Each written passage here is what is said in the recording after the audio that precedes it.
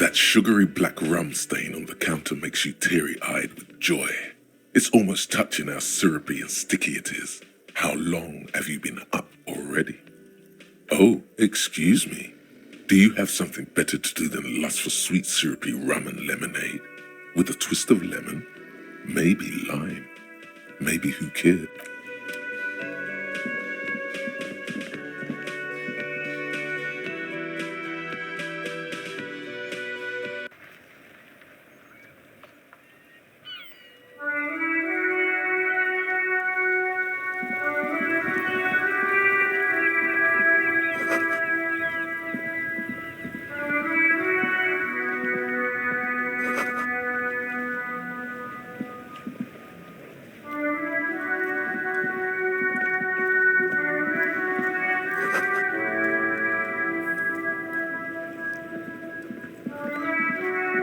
The RCM in Martinez. What can I help you with?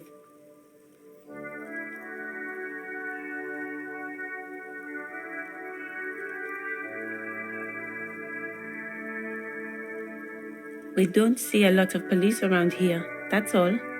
Of course. What can I help you with?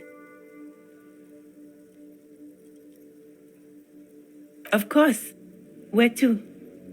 Oh, that's right there, in the... She's relieved someone has come for it, finally.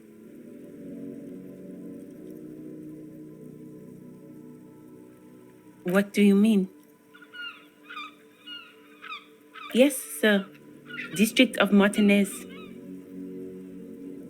This intersection... He knows where we are. He just wants directions.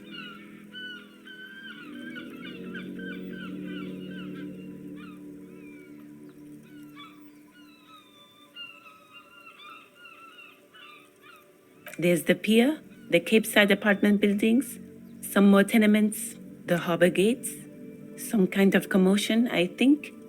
I don't follow the local politics. A fleet store too. Some shops and a bridge. The canal bridge leads to the coast, but it's broken, I think. Just coast. There's a little fishing village there, and the fish, it's just water.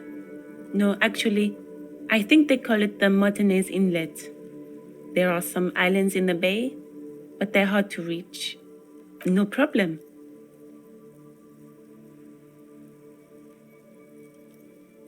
Of course. I won't hold you back. Her gloves.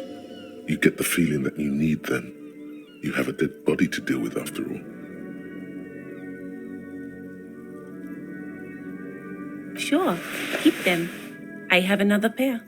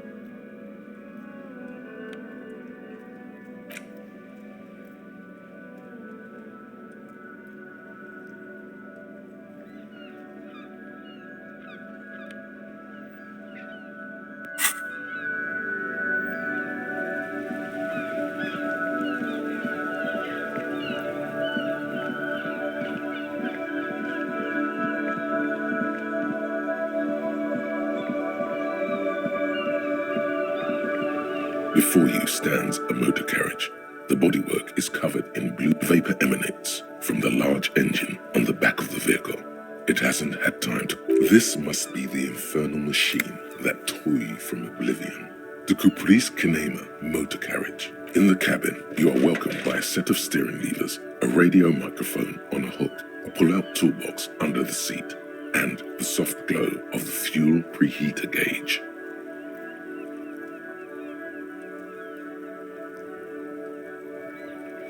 The frequency tableau lights up, and the green button labeled Prime Line, the soft purr of electrical kittens, Radio waves cast far. This is Precinct 57. Hello, Lieutenant. How may I... Hello, Alice.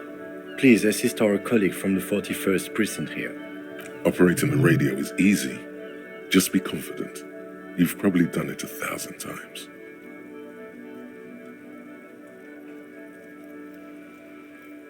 This is Officer Alice Demetri, Precinct 57. How may I assist you?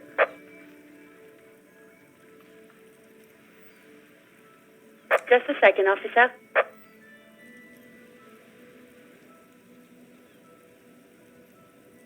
Ten 10-5. This is 41st. Come in. Over. A scrawny old man sits in a dusty cubicle, smoking, with a large white rectangle sewn on his vest. In front of him is a box-shaped apparatus.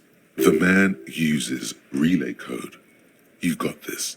You're a cop, and cops know. 10-4, message received. 10-5, relay message. What's your status? Over. 10-18, state your message, sir. 10-9, over. 10-4, message received. This is a very serious situation. I need to 10-20. Is it him? What does he want? Says he lost his badge and needs to report it. He what? He lost his badge? Who lost his badge? Dick fucking Mullen. Who do you think? It's Officer Dick Mullen from the bestseller Dick Mullen and the Lost Identity. Dick Mullen is not your name. It's the name of a fictional detective who would not lose his badge. Defend yourself. Immediately. They're laughing at you.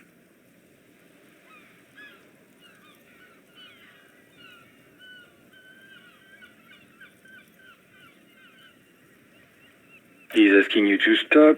Says this is serious. Of course it's serious. He lost his fucking badge. Satellite Officer Vicmar concurs. Losing your badge is serious. Over.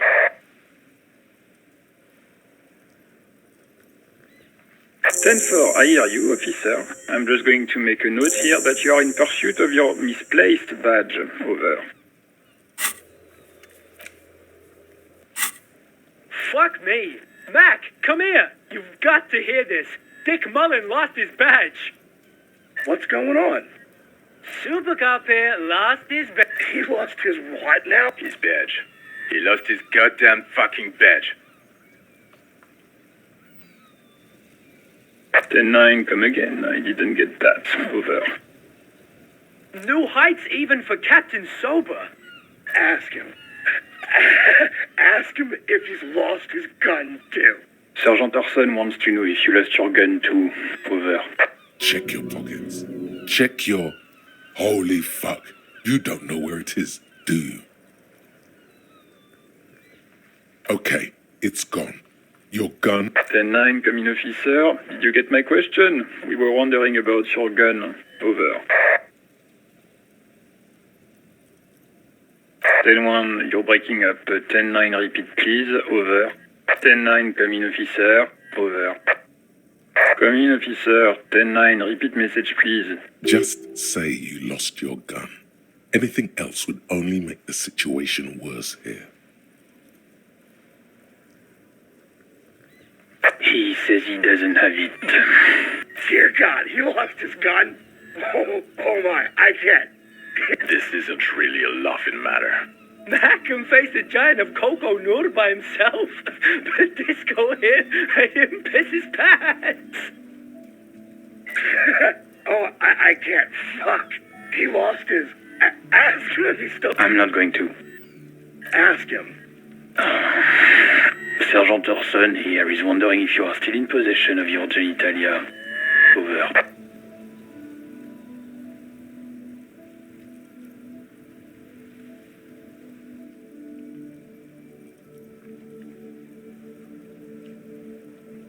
He acknowledges your joke and asks you to lay off.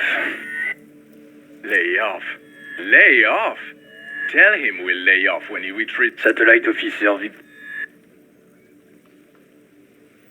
10-4, affirmative. Officer is in pursuit of his firearm. Oh, God, Officer, do you need further assistance? Over.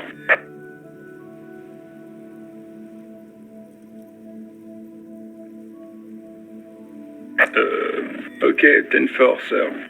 Wait. Before you say anything stupid, think it through. You're going to be looking at a straitjacket if you tell everyone you lost your memory.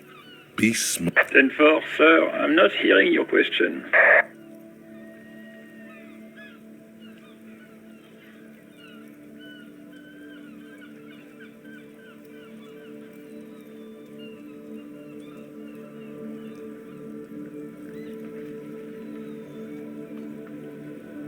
That's a negative, sir. I got 10-12 visitors present here. Over. 10-4, well, Does he actually want something, or is he hell-bent on disrupting our work? he asked if he ever told me about his days before joining. For God's sake, cut this shit out! Tell him to stop wasting time and be a... Sir, Satellite Officer Vikmar says... So, was there anything else? What? What is it? He's still on the line?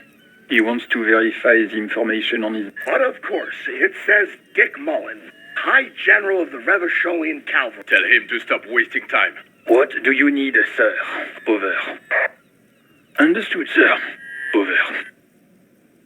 Roger that. 10-10. Over and out.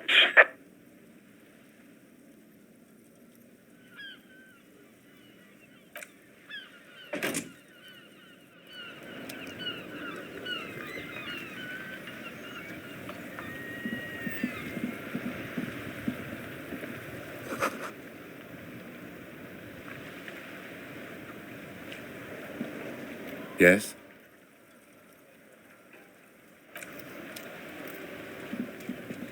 The worn and beaten wooden planks of the bench do not look overly comfortable. We can sit on benches after we've solved the murder. Let's go. You can revisit the bench if you ever need to pass the time when Lieutenant Kitsuragi is gone.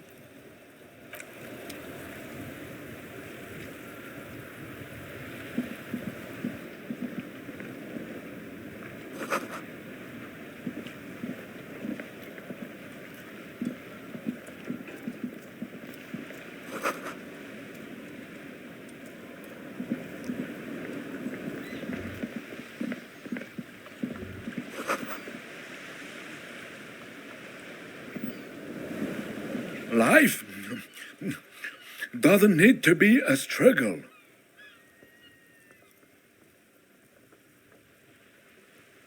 I'll be with you in a moment, officer. Let me just finish my sandwich. Talk to Angry Hog. Have you no shame?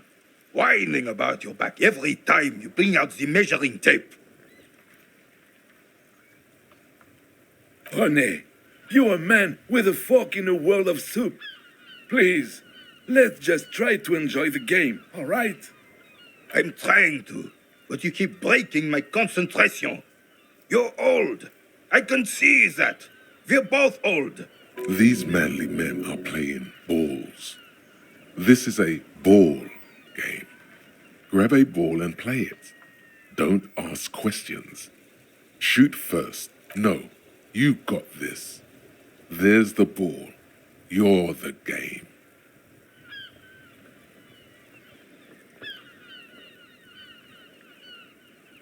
Sure, officer. I am René Arnaud, and my specially abled partner here is Gaston Martin. How can we help you? Unfortunately, I don't. Unlike most of the locals, I have no qualms about assisting law enforcement, but this affair has passed me by completely. In Martinez, the union is the law, so can you really blame cop is a pejorative term. I don't have a problem with policemen. On the contrary.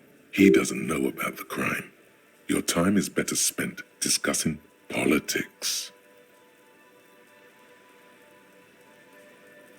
I'm confident they are indispensable in regard to all the paperwork and other administrative duties.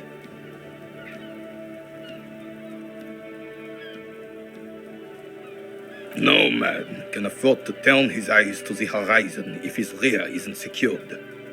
If the womenfolk take care of that, then men can tackle the bigger issues.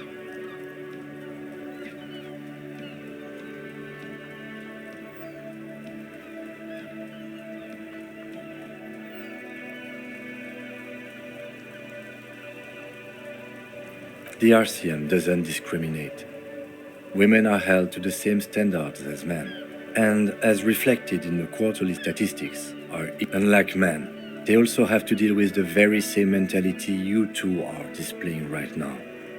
If it weren't for this, they would not perform. I'm glad at least some people keep a level head in these turbulent times.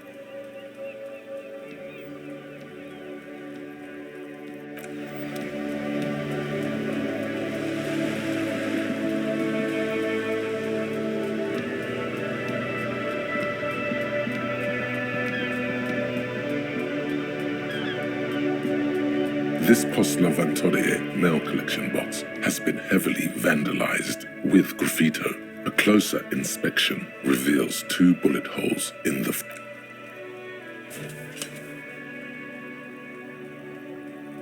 The box seems happy.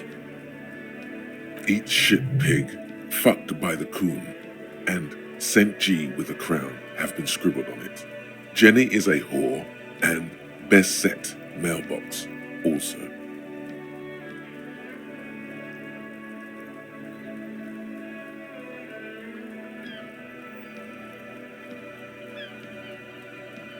The mail collection box seems cathartic, thankful even. So do you. You shudder. Then you swallow.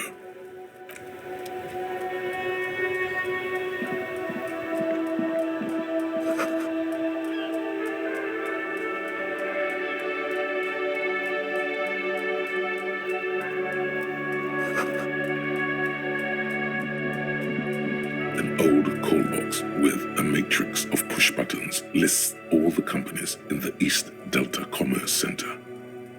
An off-key melody starts playing after you ring the doorbell. Kuno, please stop calling here. Grown-ups don't have time for your stupid game. Please don't do that. Doorbells are not toys, and this one isn't even working properly. Please don't call us again. A single beep indicates that the line, you ring the doorbell. What an ominous name for a hair salon.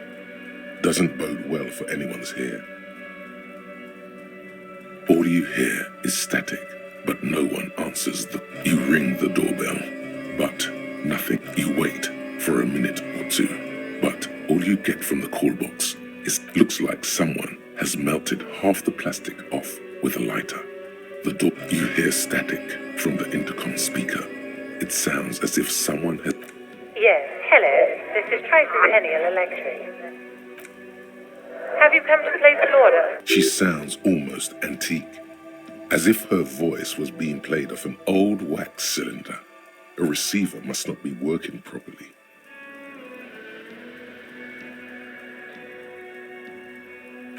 My God. The lieutenant exchanges a look with you. It's you. My God. Who cares that you don't remember her? Just go. No. Something's wrong here. Are you sure she's talking to you?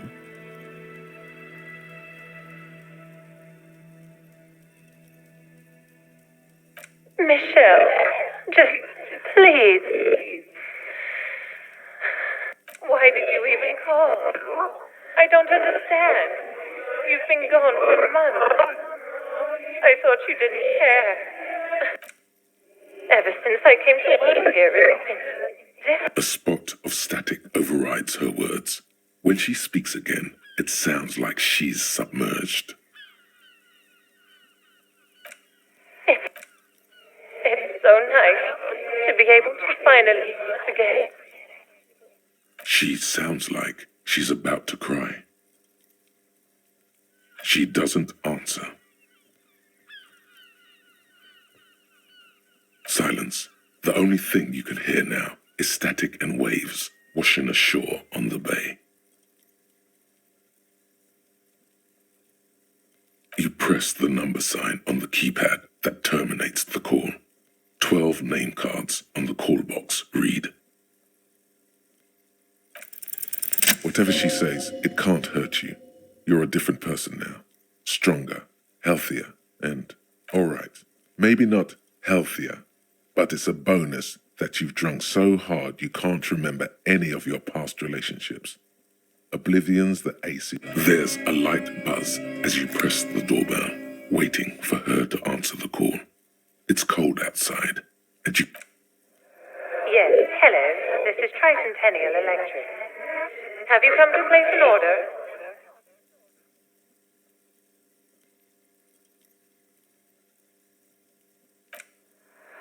Here come the bad vibes again. Relax. Distance yourself from it. It's you. My God. Wait, is she...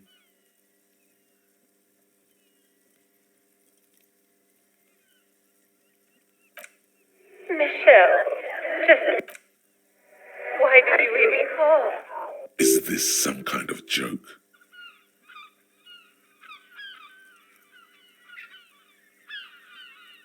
The voice from the intercom doesn't answer, but you can hear her breathing. Wind blows into your microphone, again, crackling and... Ever since I came to work here, it's been... as if my mind's been wiped clean. And then it hits you. She tries again not to cry, and still doesn't suck. Real or not, your mirror neurons react. It feels painful to be listening to this. Her sound melts into the static from a long-distance phone call. From time to time, you can hear people talking in the distance. But this is where you hung up the call the last time. But the recording is still... A phone rings in the office with an old-fashioned chime, and someone walks by in a pair of heels. No one replies, but the static grows stronger like rainfall. Then her words are too cold to comprehend. She smells of sodium lights and rain streaks on car windows. Eyes like pilot lights watch your shape in dark hallways, guttering. So...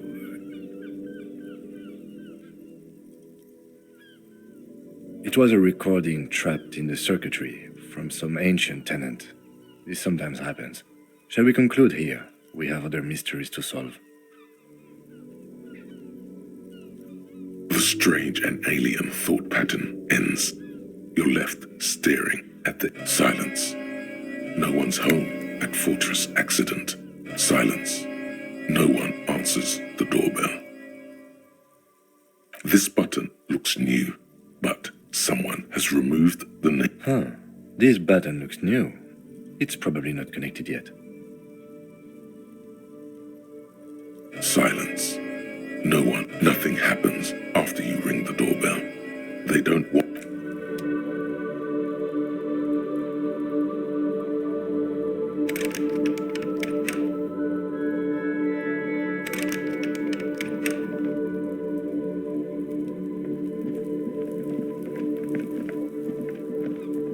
You see a set of tire tracks in the brown slush that covers the plaza mosaic.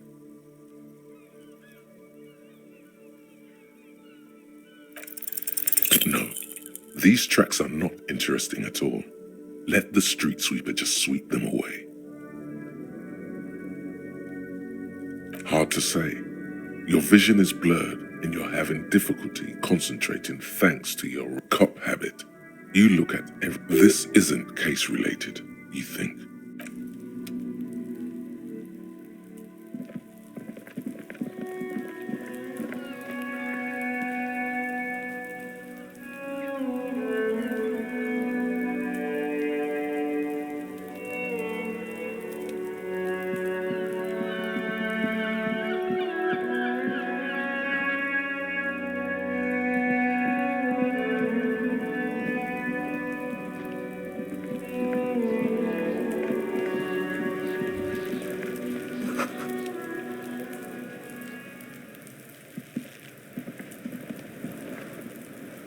Kuno's got this!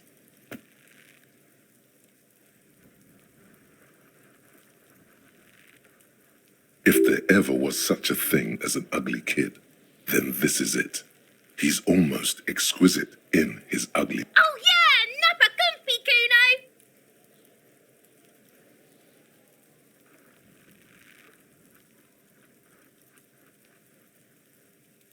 Can't talk, pig. Shit's coming up strong. Throwing rocks. Shit coming up strong. That sounds good. Joyous. You should hang out with this kid and see what that juicy shit is all about. I mean drugs. The kid's on drugs. Yeah, Kuno, ride the lightning, Kuno! Kuno's riding it, see? The rake, Kuno! You should throw the rake at him! The fuck? Does Kuno know what a rake is? Kuno's not a gardener.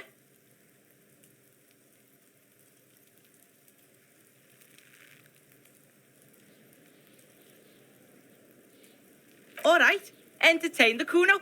Show me what you got. What you got there? What you got, huh? Show me what you got.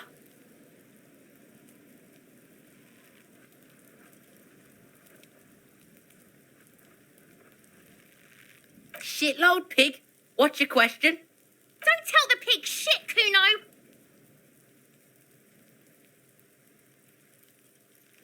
Pig's choking! He's totally choking!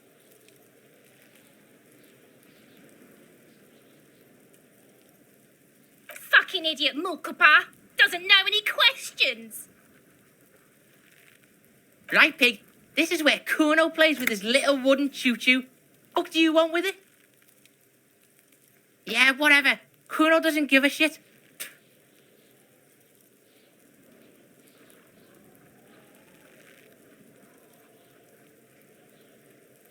Yeah? The kingdom of Kuno? The fuck do you want with it? Yeah, whatever. Kuno doesn't...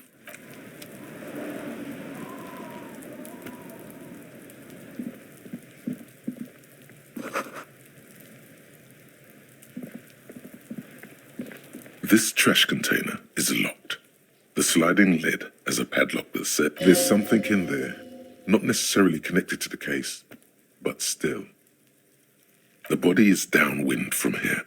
Maybe you prefer the smell of garbage to the smell of death.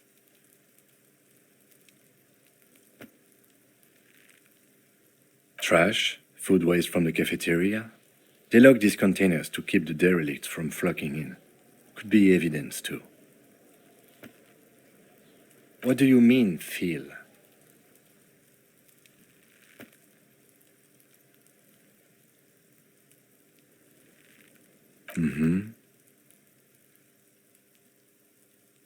We could try using a pry bar. There's one in my motor carriage, or we could ask for a key from the manager of the Whirling in Rags. He might also have information. This is better than the pry bar idea.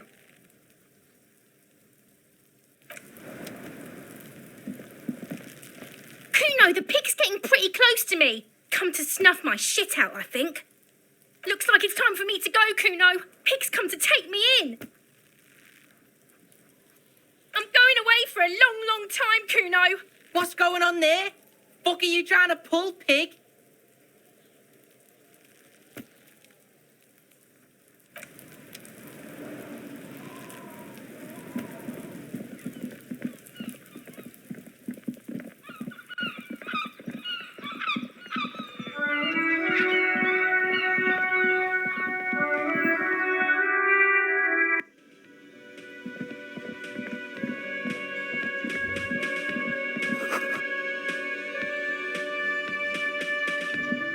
The man with the unimpressive beard notices you approaching.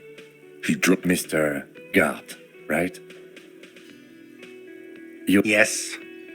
I am Kim Kitsuragi from Precinct 57. This is an inter-district investigation, so joining me from Precinct 41...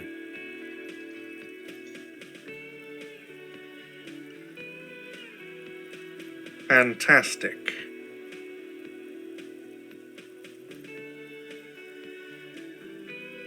That's wonderful, really. I think so. But there's a dead body out back. No one wants to work in these conditions. Sir, I understand your concern, but we are here to do a job. And yes, of course. I know it took us a while to arrive at the scene, but it also took you a while to call us. It was you. No, I only just got here. It was probably Sylvie who called you. She usually works the... Do you have her number? As a matter of fact, I do. You said you just got here. From where? Are you... What, of Martinez? No, I live in Jamrock.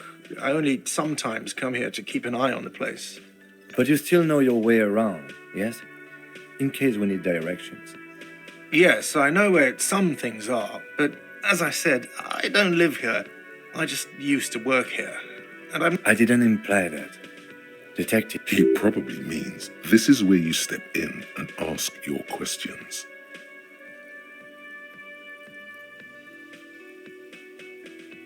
His face expresses profound doubt in your having this.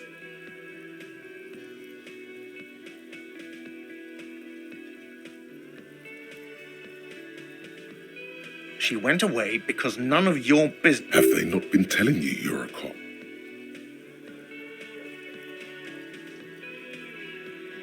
Okay, you got me. She went away because of the dead body out back. And because I asked for her number. That's why Sylvie went away. Thank you.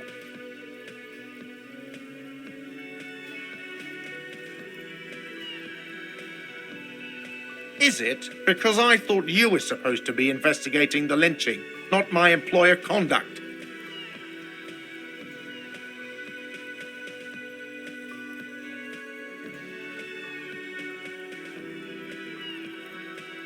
Good for you. Was there something else? I'd like to get back to what I was doing. I don't know who killed him. I'm not the police. That's your job. What are you, crazy? Of course I didn't kill him. I don't know who killed him. The lieutenant turns the page in the little notebook he's been scribbling in. Behind this building, there's a courtyard. They hoisted him up on a tree there. That's easy. See that door there? First you exit through that. Then to your right, you should see a big hole in the fence. A really big one. You can get to the courtyard through there. Does he want you to feel guilty of making that hole? It's implied in his voice. Let's go. Not so fast. You owe me 130 real. Oh, excuse me. You owe me 130 real. The IIR, or Inter-Isolary Real, is the global reserve currency. Whatever part of the world you're in right now, it's safe to assume... Wow, you're a genius. Yes, that's right, money. You owe this establishment 130 real.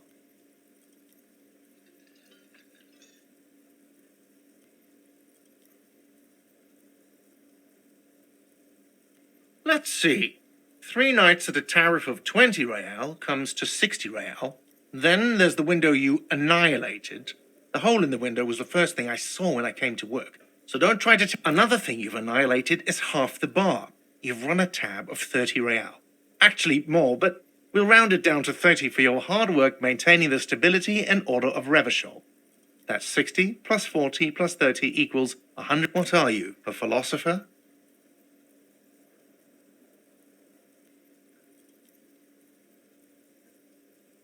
Money is what grown-up people use to pay for things. Things like this hostel room or 8 bottles of potent blend and 9 packs of Royal Extra. We use it for everything, really.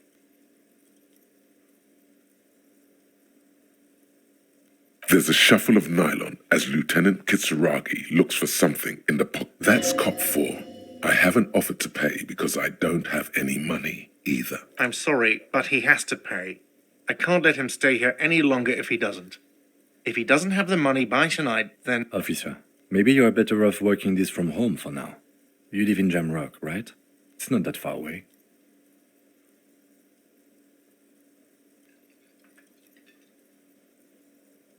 Officer, you really need to take this up with your station.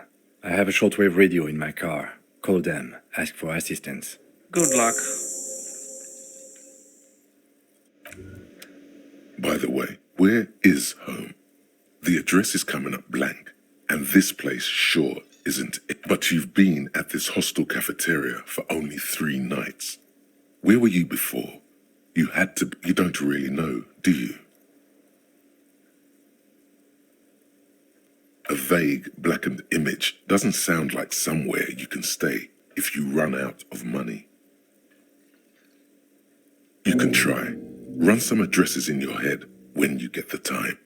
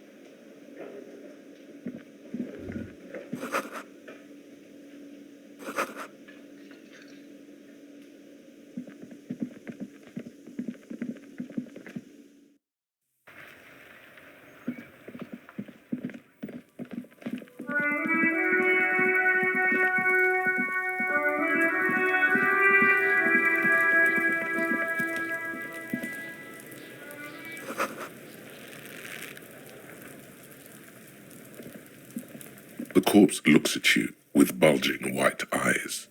The face around them does not look human. It's swollen and ready to burst. You seem to be holding your breath. A cargo belt twists his neck at an unnatural angle. The body below appears stiff. It's letting out an ungodly rot. The smell seeps in even through your clenched nostrils.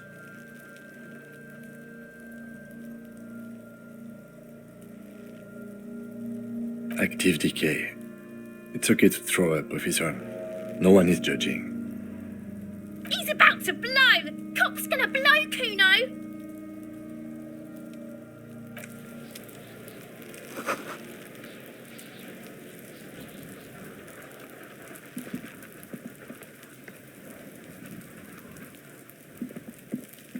There are several footprints in the mud, left by work boots.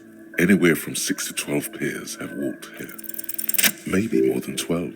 No, 8 pairs of boots have shuffled back and forth in the mud. 1. Standard work boot, steel reinforced toes. 2. Standard work boot, steel reinforced. 3. Hobnailed work boot. 4. Standard work boot, number 45 or 46. You don't know. It's a miracle you can tell the prints apart as it is. The cold must. 5. Another standard work boot. 6. An aberration, light as air. Even impossible to tell. Could also have been an adolescent. The gait is undeveloped. You're not bad. It's as if the whole world darkens. Everything else has a thin film of unimportance on it. 7. The glowing outline of a standard work boot, number 46. But the imprints are twice as deep as the 8. And yet another standard work boot, number 44. There's an aberration. How many? I was pretty off then. I counted 20.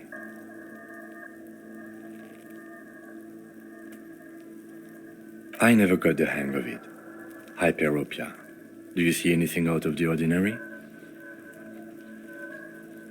200? Could it be the combined weight of 2 people, one carrying the other who's tied up? Let's say a heavily built worker carrying a similarly built... He might be right. 200 kilograms of living weight is unlikely. Possibly, yes. But why? Yes, they could have used a makeshift stretcher or just march him up to the gallows.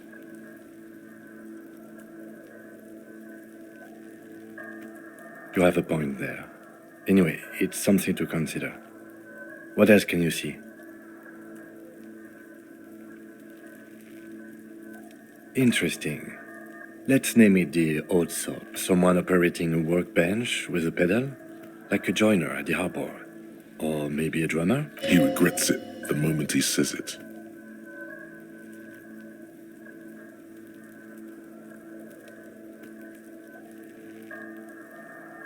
I don't know why I said that. We are not looking for a drummer. Perhaps it could be a driver.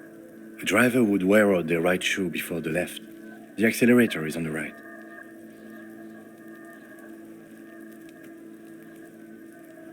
He doesn't seem to hear you, looking south toward the traffic jam instead. We should keep our eyes open around the traffic jam. See whether anyone strikes out as a potential suspect. Seems prudent, no?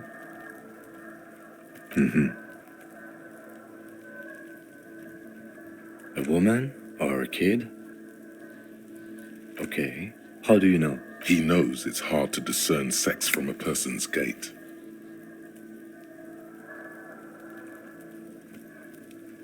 Understood. Anything else? A week, maybe? 7 days would fit the time frame provided to us by the court. It is not impossible. I pulled last week's forecast for coastal Revachol. 7 days below freezing. The day before. Correct again. Sub-zero temperatures would preserve the tracks in a good state. The commotion here could... What do I think? A mob of people brought something heavy to the tree. One of them was carrying the victim. They shuffled around. Then, after hoisting him up, they stood in a semicircle facing his direction. Indeed. They all stood in a row here and looked at... Yes, everything fits so well.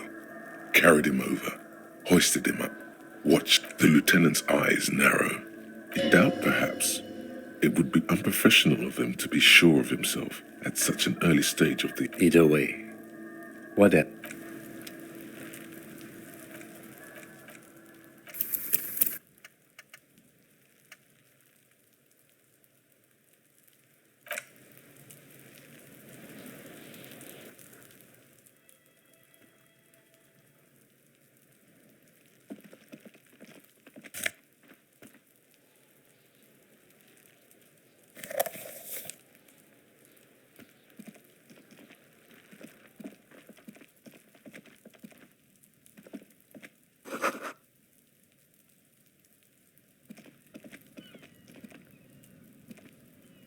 An inconspicuous pile of the roofing material, Eternite. Because it's nice and orderly, well-laid pallets, easy on the eye, rhythmic pattern, calms your mind. Mammals like this stuff. No, there's more to this. You get this strange feeling. Hard to say. It's gone now. Feelings pass, you see. Especially the small ones. It's nothing. Someone just left some roofing material slanted against an old shack.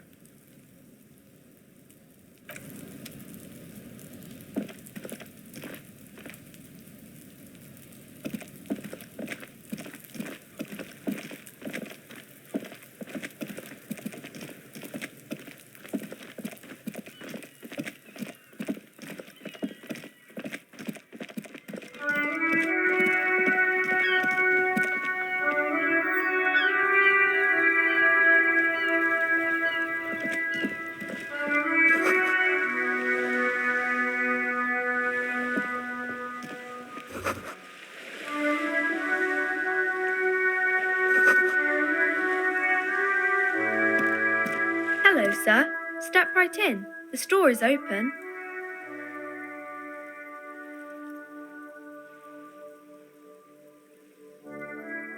Are you interested in a new and exciting book?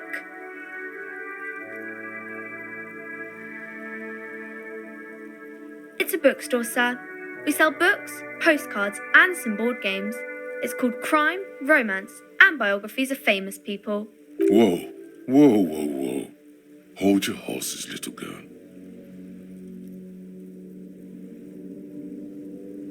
You're fooling nobody.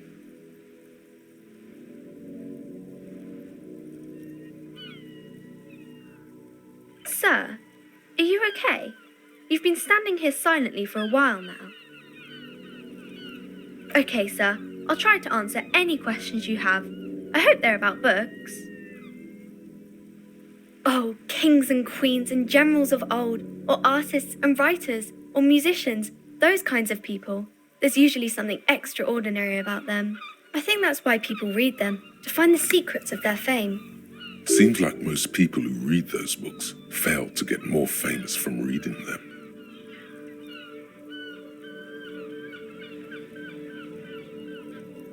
But it does make the famous people more famous.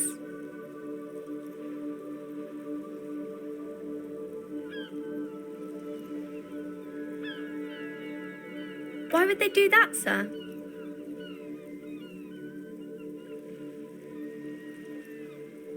That's so cool. Maybe they'll make you a book cover picture and everything, standing over a dead body, holding a gun. Crime fiction is about murders or burglaries or things like that, and the work of a policeman or a private detective who's trying to solve a crime and catch the criminals. It's exciting to people, I guess. They get to imagine dangerous things, and it's kind of like a puzzle, where you can guess who the criminal is, or how the good guys are going to catch. You don't look much like a policeman.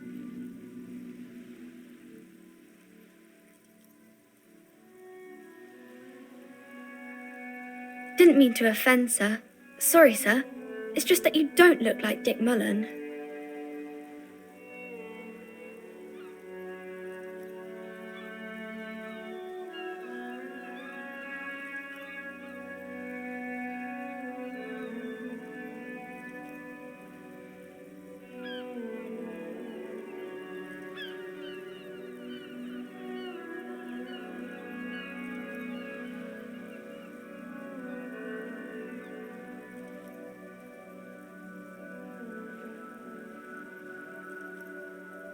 What's that mean?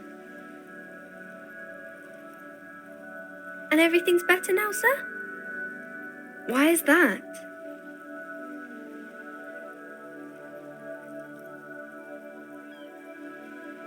Oh, okay. I shouldn't have said that thing about Dick Mullen. Head, yes. Not head, child. Heads. Isn't that very dangerous? Unlike you, sir. He's just a fictional character. He's no match for you. Maybe you can show me some real police work, sir. Like in the books.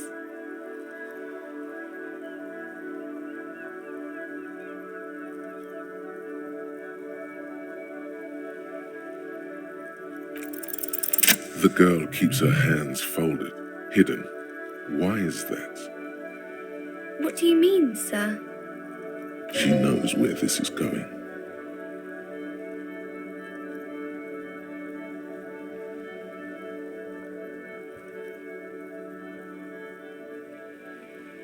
She looks around anxiously. Her hands remain folded in front of her. The lieutenant stands by, looking at the two of you with a facade of true professionalism. He is far more intrigued by the situation than his poise reveals. She brings out her reddened hands, her nails frayed, nearly chewed down to the flesh. And you knew this from me keeping my hands folded?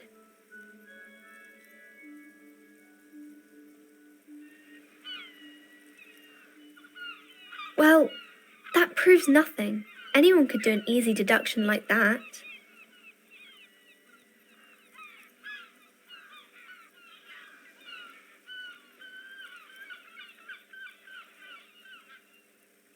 She nods, half provocative, half enthusiastic.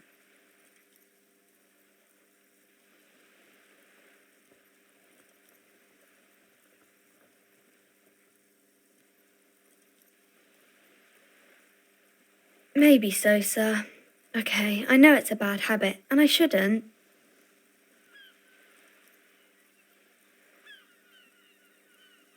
It was okay, sir. There's more that can be achieved here. Ask her to do the same.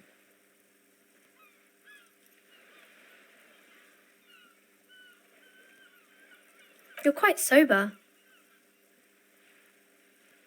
lieutenant does not flinch at the comment. He does not flinch even a single bit. He is intensely not flinching. It takes effort.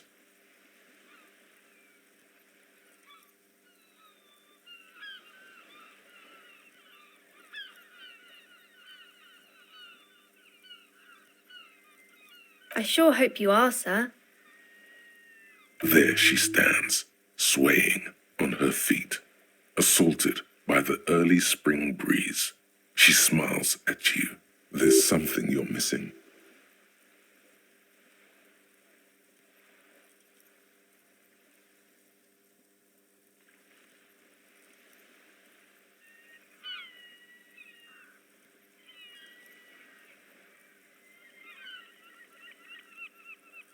My name is Annette, sir. My mum, her name is Plaisance. She owns the store. She's inside minding the register or organising the stock. Feel free to step in and browse our wares.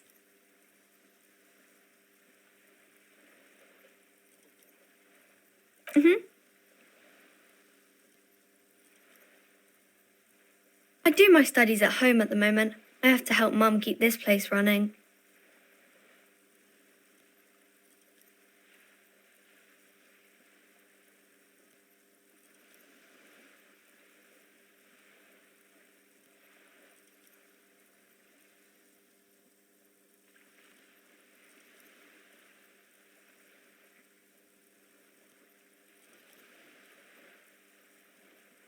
Mum says it's necessary to do both because it builds character. Mum says a proper worker is dutiful. That's how you get ahead in life. There is stress and unease behind these words. She's reciting etiquette. Mum says it's peachy. She was a little afraid at first. There's talk about this house being cursed. Behind her, the window has been boarded up. You sense the boards creaking, twisting for a second, and some kind of doubt in her tense shoulders.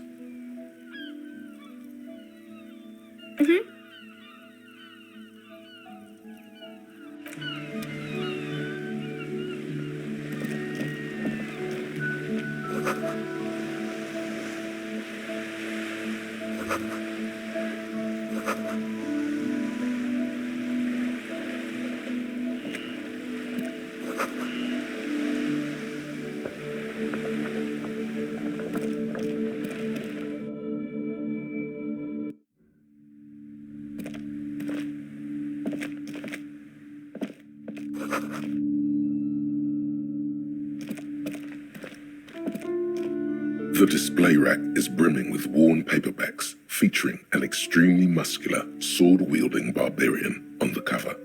Nearly all the titles contain the word Heimdall somewhere. Rows and rows of Heimdall men blur your vision.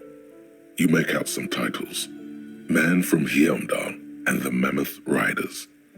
Man from Heimdall. The display rack before you is burdened under piles of Man from Heimdall novels. Nothing of interest. Only silence and the cosmic background pain radiation. Oh, Man from Heimdall. A very popular series of adventure novels. They're awfully immoral and violent books. Blood and violence, scantily clad women, epic narratives, all those mystical things he encounters. They're bound to grab those with little imagination and nothing to do. At last, someone sensible. However, I still urge you to buy one. Can't judge a book by the cover. If you're a novice of the series, I'd recommend Heimdallaman, the Man from Heimdall. It's supposed to be a good introduction to the series.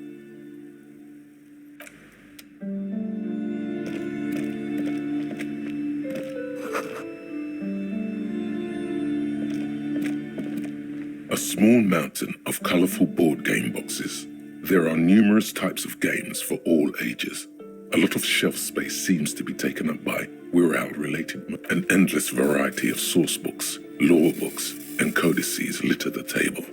The topmost book is titled. There's also a large hardbound tome with intricate cover art, The Hunters of Katawak, Boreal Creature Compendium, and a Pick Your Path adventure game book titled Books in a board game section? Who wants to read books?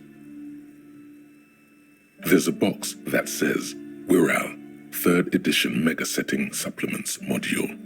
The side panel notes, a fantastique. That price is steep, but then it's the 3rd edition Mega Setting Supplement, so it makes sense.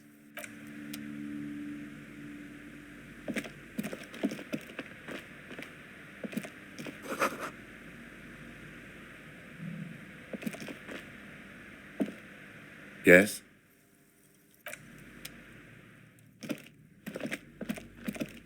Welcome to Crime, Romance, and Biographies of Famous People. Be welcome, and please take responsibility for the energy you bring into this space.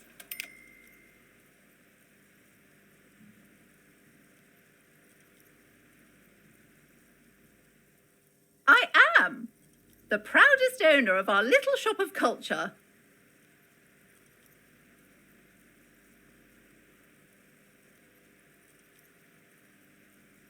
Annette, yes, my daughter. I hope she wasn't slacking off again with her nose in science fiction. Tell me, was she wonderful? Did you talk to her? Great. On a scale of 1 to 10, how compelled were you to buy books? Her opinion of her daughter depends on how well she lured you into the store.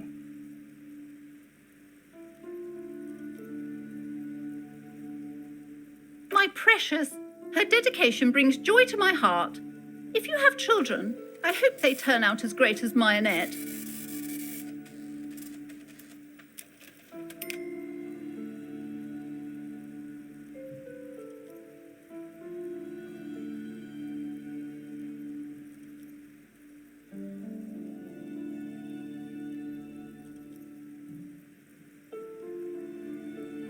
Mind your own business, sir.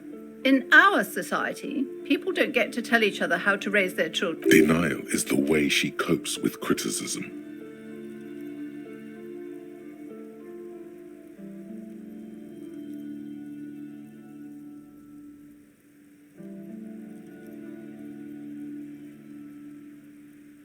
God, I've told her not to do that. It's disgusting. And I told you to mind your own business. Clearly, you have no idea. This economy is a mysterious force, like cosmic weather, mysterious and harsh. She can, if she has enough willpower. This is what's called growing pains. Come on, ma'am. It's obvious she can't do anything about it. You are placing an unnecessary burden on a young child.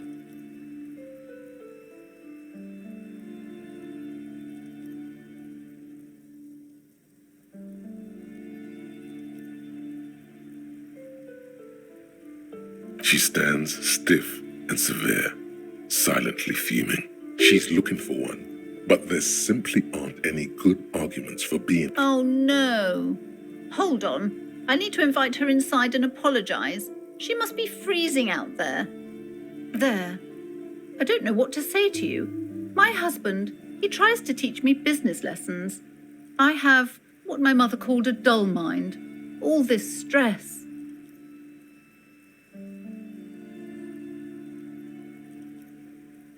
It sounds like both the husband and the mother treat her the way she treats Annette.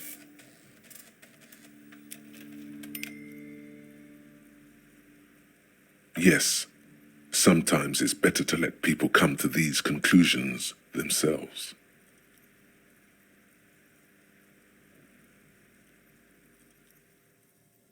Yes, my husband is a successful entrepreneur east of the river. If only he were more involved in the business we're running up here. No matter. Soon we'll both be off for Grand Couronne. It's a proper place to live. One of the most peaceful neighbourhoods east of Jamrock. Most of the buildings are empty at the moment. It's a great opportunity to get ahead of the crowds. Better times ahead for sure. He made the initial investment. Since then, he's been what you might call... super silent, almost inaudibly so.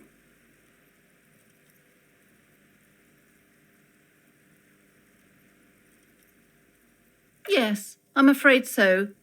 A real treat she is. It would be nice if she had... No, we couldn't have afforded more children. A glimmer of sadness blinks through the well-crafted exterior. We're quite busy people, you know, my husband and I. Quite busy.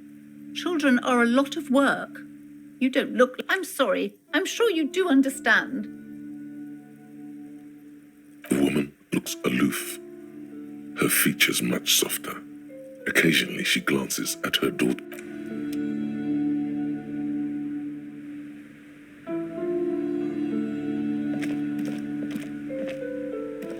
I'm sorry, sir. I can't talk right now.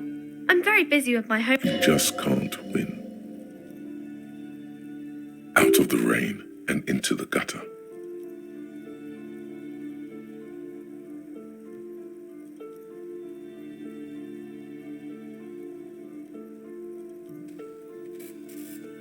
No, sir, I can't. It would be too tiring to refrain from it. It's already tiring enough to remember to say it all the time. It's nice of you to say I could stop, though.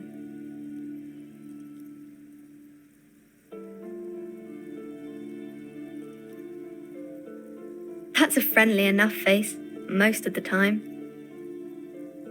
Math. It's really difficult. Like, really. They say you need it to get rich. Better than standing outside in the cold. Oh, I found something while you were away.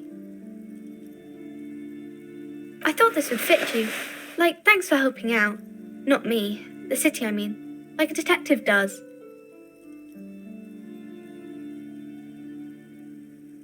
Just what Dick Mullen would ask. I got it from behind the curtains. I'm not really supposed to go there.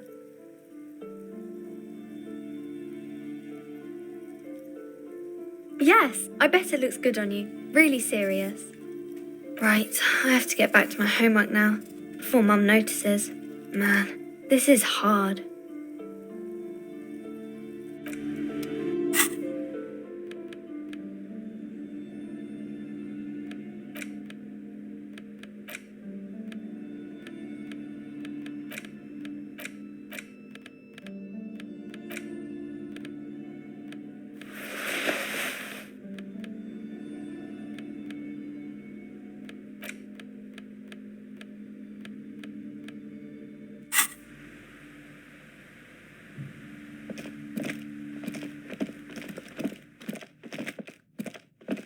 You see a set of tattered curtains blocking the way to another room. Excuse me, officer. The back room is strictly for employees only.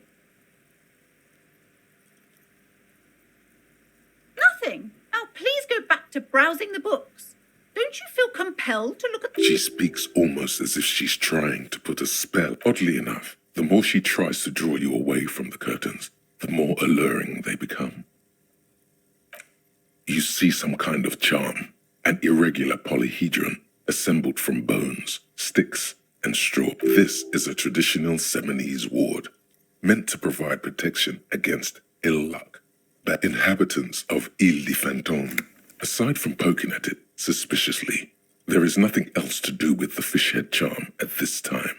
The curtains remain.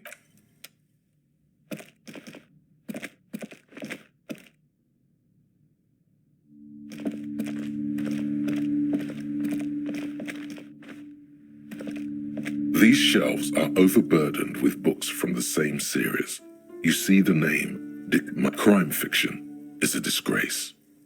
An asinine misrepresentation of the physical. These books greatly overstate the excitement of police work, glossing over how long it takes to actually follow up on leads and eliminate. What's more, they completely ignore the psychological hardships of year after year. Not a single mention of all the stress this work creates upon the officer's family. Detective fiction just doesn't tell the truth at all. Shelves filled to the brim with crime novels featuring the supposedly stalwart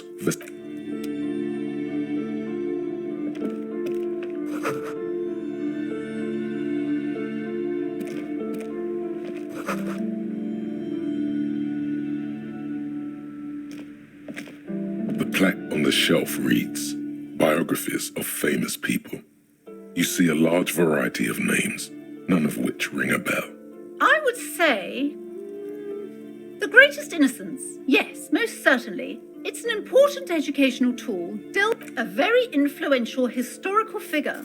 but surely I don't have to tell you that. You're a law officer, and law officers have at least some education. The book is also very daring. The author aims to re-examine the universal understandings of the innocentic system, creating a fresh vantage point and a shift in the tired order of things. Certainly, it's prudent for a person to have at least an elementary understanding of history and society. Imagine the chaos we... You feel like you should get this one. Definitely. It's important somehow. There's something personal inside.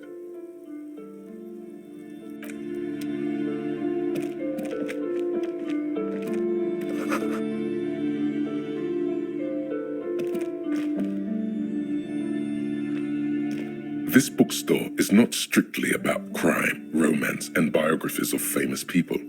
There's also a wide range. Amidst the various books, you find one written by someone named Matthias W. These three things are very important. The point of the book, and many others on this shelf, is to give people medicinal advice in situations where they don't have it serves platitudes, while also telling everyone that traditional medicine, the kind people don't have access to, and which costs wholeness, unity, balance, on the other hand, can basically take when it's up to your mind to heal yourself. Then it's because of your mind that you're ill in the first place.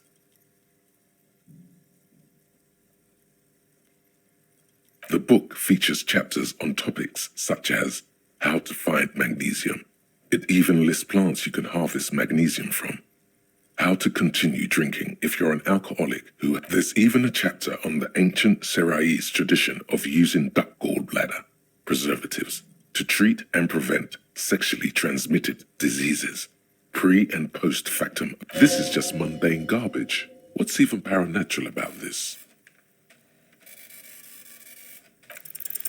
The throbbing in your head increases with every passing moment you gape. Suddenly, as if out of nowhere, a small green book becomes apparent. The title of it reads, the book contains very little explanation on the matter. This knowledge seems to be taken for granted. The book contains descriptions of various pseudoscientific therapies, alternative medicines, and folk remedies involving the pale, also known as, for example, it recommends vigorously swatting one's naked body with a venik or hand broom, made from the leafy twigs of a young birch tree from the near pale. It is supposedly invigorating and good for the circulation.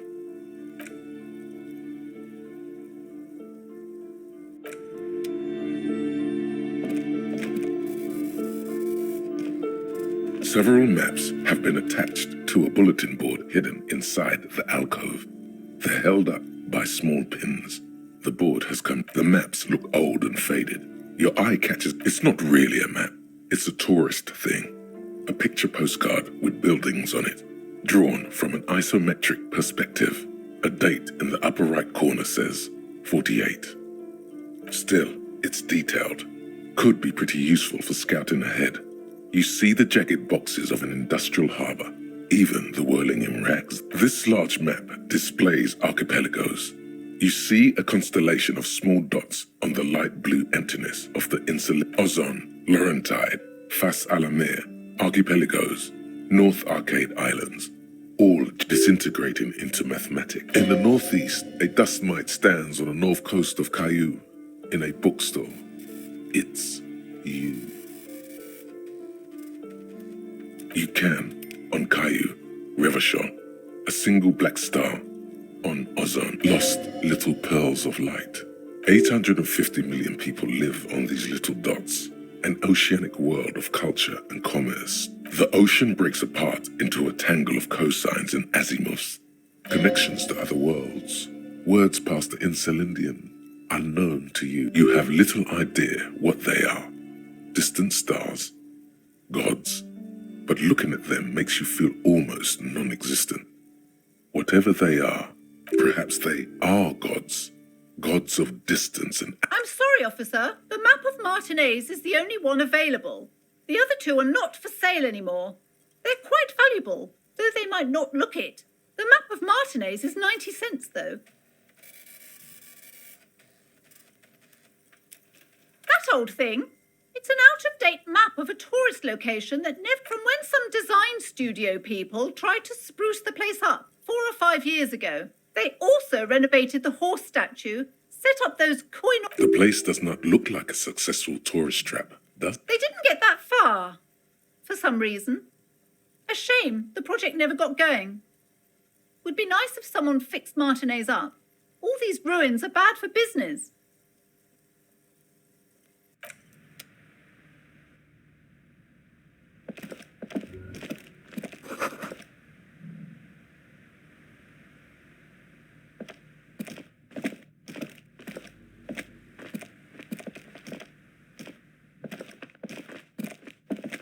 The curtains, tattered with age.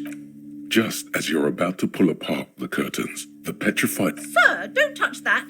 I told you it's off limits for the customers. Parapsychologically speaking, we're done if you decide to open them. I won't be held... She looks away, mumbling. Why is everyone always messing with the curtains? Why can't they just buy books like normal people?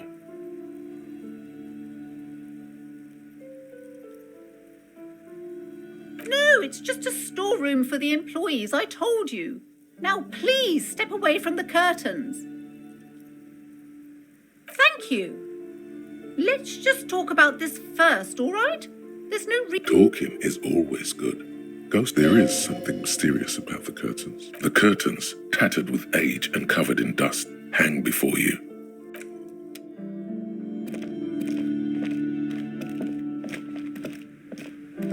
Hello again, esteemed officer, and welcome to... I already told you, it's just a storage room for employees. I don't... Just let it go, officer.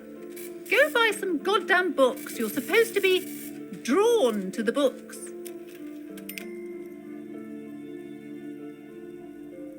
It's just for decoration.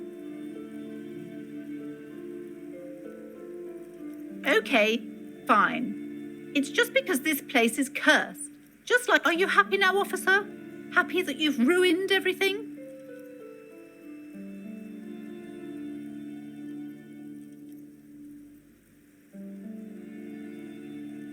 Yes, I've contacted numerous parapsychologists and even a pair of Simonese mediators. They provided me with the wards. The wards help to keep the doom at bay and protect us against the darkness that lies further in the building, even though now I fear it's not enough. Oh, this? No, it's a special Himian amulet, blessed by desert pygmy shamans with a spell of compulsion. It's to compel people to buy books. There are numerous spells cast throughout the store. I had the books anointed with a different inducement spell, for example. It's guaranteed to boost sales 15%. Desert pygmy shamans. That sounds like a rather questionable way to describe it. The curse is so much worse than you could imagine. It's a disease, eating at the very foundation. It's the curse of financial distress, of ruin and bankruptcy. Didn't that curtain just move?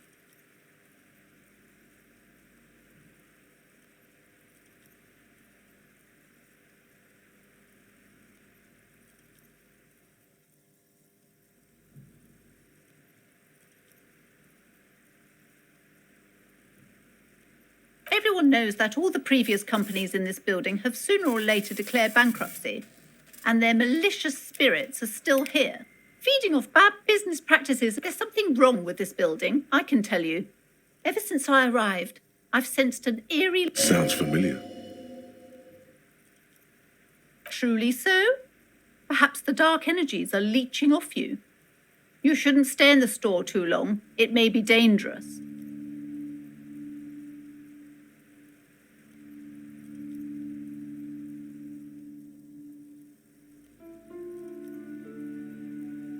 It's not good to talk about the curse, not in detail. The negativism, it's dangerous. Wow. Void raves. You have new words. Most certainly not. I don't want anyone who's not familiar with the psychic arts to get involved in this mess. My liege, you know what this case calls for? A para-detective. Slither up to her, you silver-tongued fiend. Show her what world-class perfidy looks like. You're not lying. You're giving her peace of mind. The mean. Are you sure?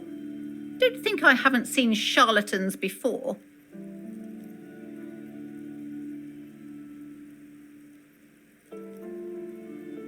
I'm not sure I can trust your claims. Honestly, you look like a bit of a drinker. The lieutenant keeps his usual stony calm. He silently picked. Go ahead then. Rock her world, he thinks. I'll compose some notes.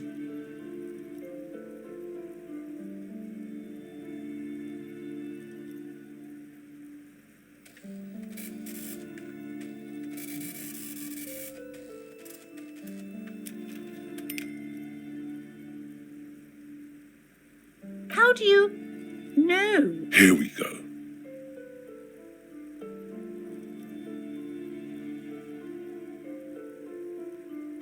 I should have realized. A pattern lies within the fabric. The hand of fate guides us. Our meet. Perhaps you truly are the one to deliver this woman from the doom. But I am not the only one at risk. I have to think of my daughter.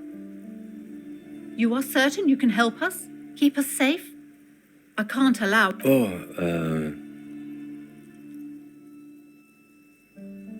I can assure you he is a police officer. If you promise, good officer, then you might be our last hope. Do you swear it? Come now. Enough with your jokes. No backing down anymore. Do I have your word? Thank you, sir. There's one more thing I haven't told you about yet. The entity. Do not act surprised. You know of these things, sire. You have? The entity takes the form of a woman, a witch probably. I've suspected that she must be connected to the curse ever since I first saw her. Did you know that she lives inside? No, this chimney is part of the building's central furnace, and it's enormous. She has barricaded herself behind some unnatural magic, I assume. You should go find the entity and ask what happened to all the companies in the building. Oh, and please do return to me after you've looked round. I'm quite anxious to know what... Unbelievable darkness and what you discover? Probably just some office space. Don't be scared. Okay, but please, only a few questions. You wouldn't want to disturb the spirit. The woman looks aloof, her features much softer. Occasionally she glances at her daughter's silhouette. Goodness, you were already doing good, browsing the shelves. Why'd you stop? Don't you feel compelled? Go, go. Get back there. The books await you. She smiles and nods.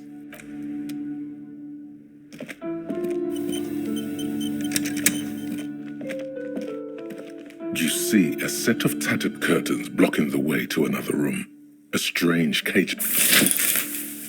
You see a dimly lit room full of dusty furniture and trash. A doorway stands in the back, covered in dozens of scary little cemeteries. Oh!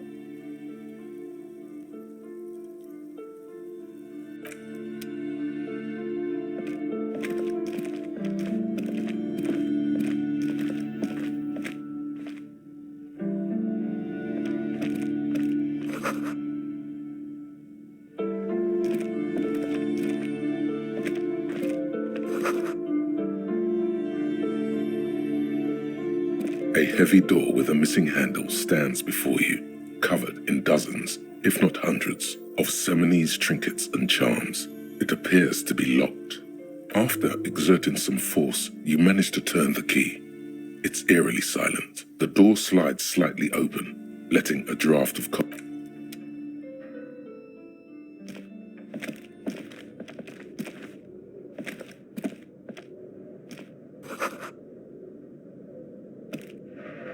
What is this place?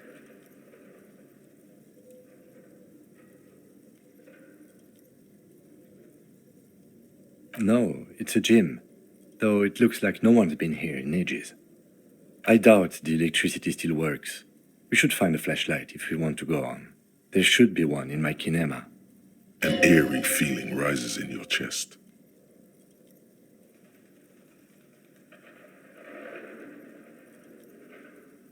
Yes, because it's closed. No need to look for supernatural explanations where a banal one will do. Now, let's go get the flashlight, shall we?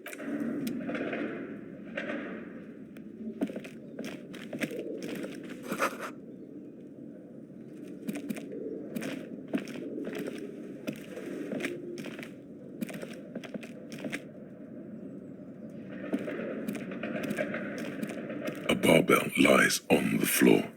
The color, it's 60 kilograms. Your triceps hum at the sight of these weights.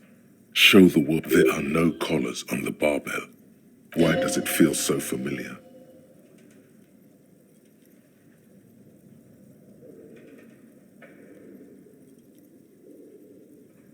You're right. The weight may fall off. Better not touch it then.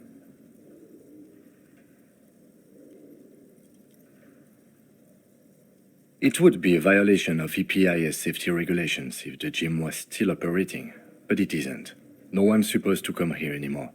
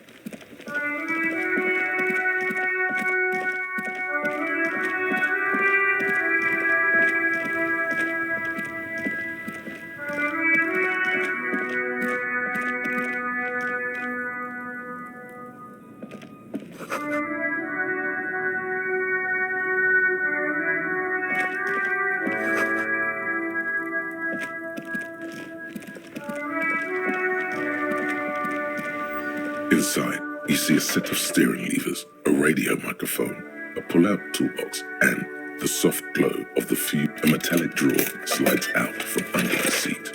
Take what you need, officer. It's going to be a long case. He's clearly a little protective of his tools. But what can you do? Work is work. It's robust, weatherproof, and well-made. Lets you see things in the dark you would otherwise miss. The pull-out toolbox slides back into its nest. Preheater gauge casts a warm glow on the steering levers.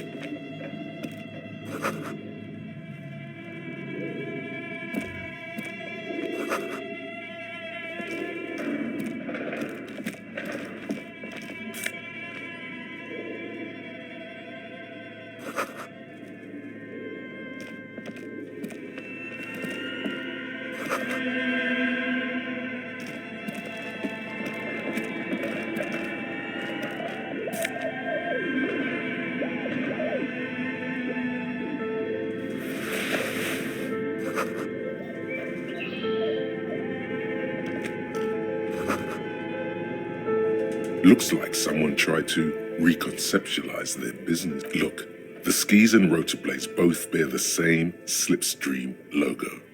It seems likely that they started out making one, failed to turn a profit, and then pivoted to producing the other. That's a good question. Not quite. You do know that there's something unusual.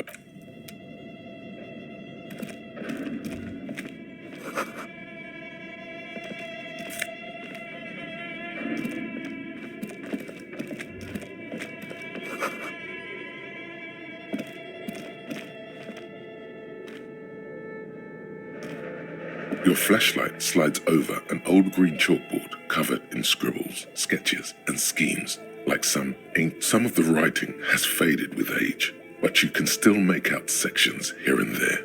Photos and these lithe, pointy-eared creatures appear to be different types of Welkins. You make out autumnal, translucent Welkins, with organs shining under their skin, and even ether Welkins, hailing from the vast emptiness of sidereal space. Who are all those creatures? Fantasies? You should adopt one of those Welkins as your persona.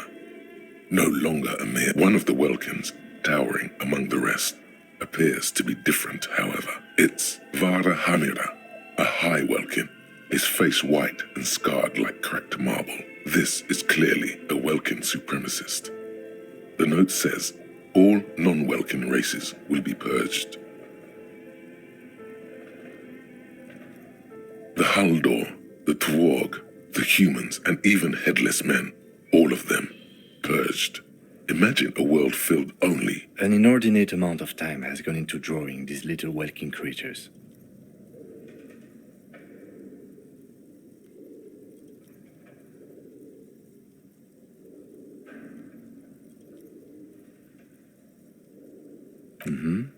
Political commentary. That one has a great beard, too. Just look at those details. So much effort. And for what? All gone. The photo collage depicts barren, icy landscapes wrapped in perpetual night. You see entire oceans have been frozen from shore to shore. There are pictures of settlements on dried-up riverbeds, abandoned in a storm. You see primitive oil rigs built into glaciers, boreal dvorg, yurts under the snow. Albeit dark and cold, this vision also feels cozy in its own way, like eggnog or morphine. A pinned postcard reads, "The heat death scenario, a desperate fight for geothermal energy engulfs the world as Wirral becomes untethered from its sun, drifting through the..." This is a monthly calendar from the year 50. Cryptic words like sprint, daily minimi, and GPI span the marker-drawn grid. Minimi stands for a mini meeting. It's part of a bigger framework for managing work called RUN. Station 40. As time goes on, the numbers in the boxes grow rarer and rarer. The board becomes an empty snowfield in the final days. Only looks like they didn't make it. A note in the bottom left corner of the chalkboard says, "See the prod schedule filament for details." The handwriting is only partly legible, but you can still make out 3 slogans: call in, tune out.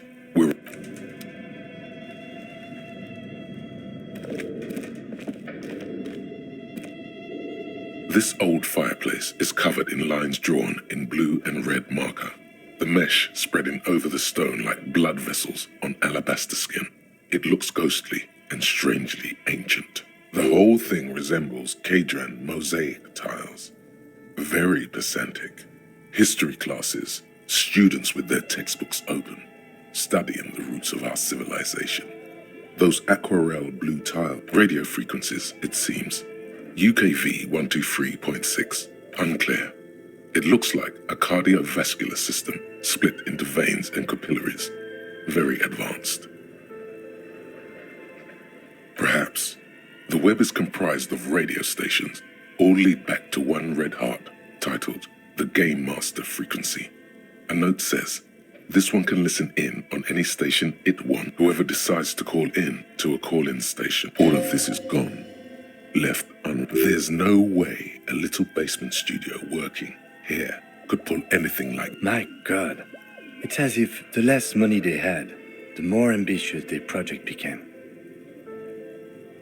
The schedule. I know doom when I see it. The company was running out of funding. Nothing. It's just lines on marble. An echo from times.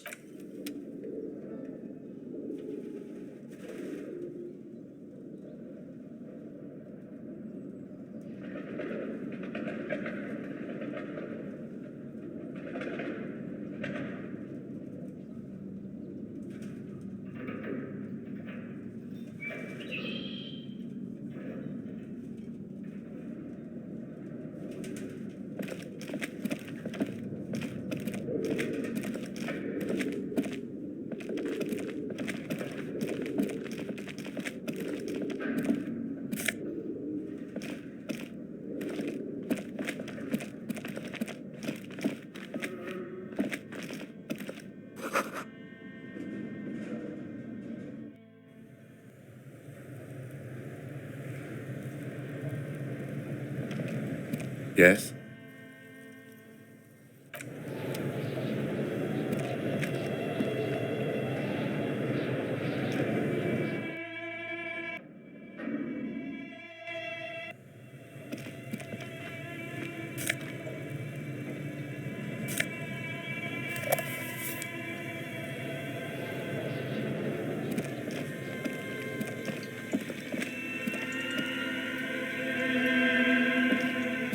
You see a terrifying ice bear with a strange compartment in its belly.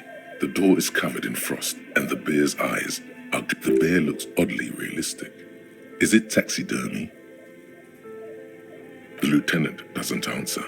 His eyes are glued to the animal. A sharp slice of light shines at a gust of freezing cold air rushes to greet you.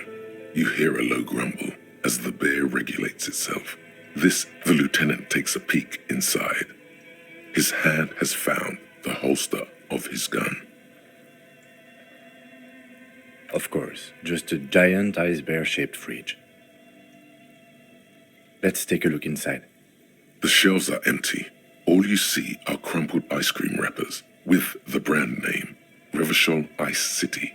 A handwritten note has been attached to the door. The fridge is huge.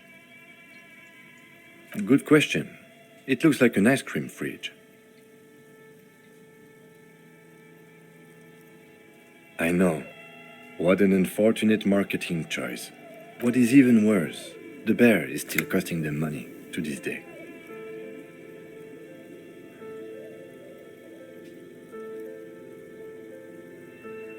The fridge buzzes with energy.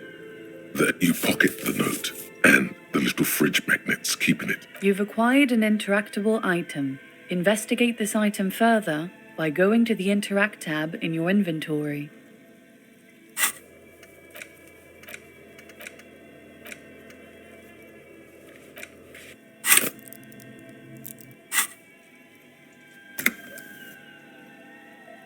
A friendly cartoon bear smiles back at you from a glossy cellophane wrapper.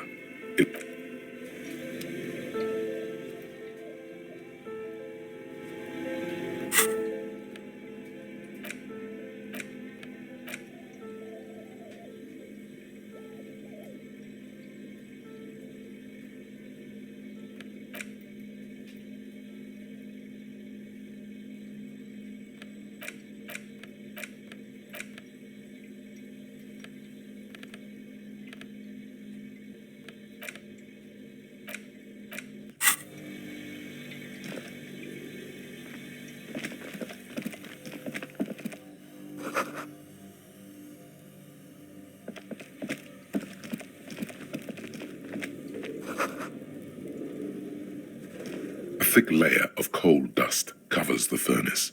Coloring looks like this furnace has a face, and it's a face of agony. A lush layer of coal now covers your skin. sinking into. Maybe you could paint something with this coal. Leave a cave painting for future archaeologists. No, that would be stupid. Looks like it. Looks like an old central furnace used to heat the building. It's connected to the chimney. No one has used it in ages. No signs of any recent fire. Only dead rats. It's dark and grimy here. In the darkness you can hear chatter. It's coming from above. A voice or several. What are you doing?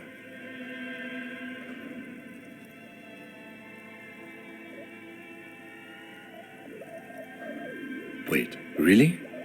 You should investigate, see if someone's upstairs.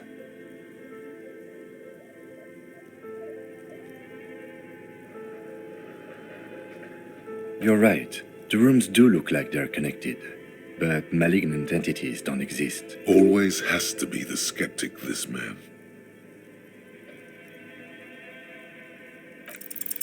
Something breaks loose in you. A mighty bellow echoes throughout the chimney's depths. Hello? You've awakened the entity. Hello? Did you say anything?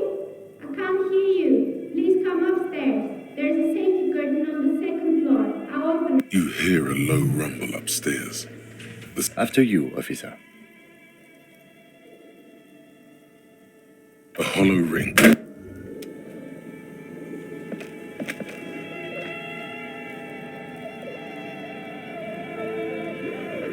You feel something in your chest, an unnatural pressure. It's spreading to your left arm, your jaw. Very, very bad. This is the end. Bad. All you feel is pain and weakness. You have to surrender now. We all do. It gets so dark. You don't even see her face. Like cop suffers final heart attack. A detective lieutenant of the RCM passed away yesterday. His death, though abrupt, did not come as a surprise to those who knew him. He was the heaviest drinker I'd ever met. Captain Ptolemy Price, the deceased superior officer, commented, "That ain't easy on the ticker." He loved his liquor.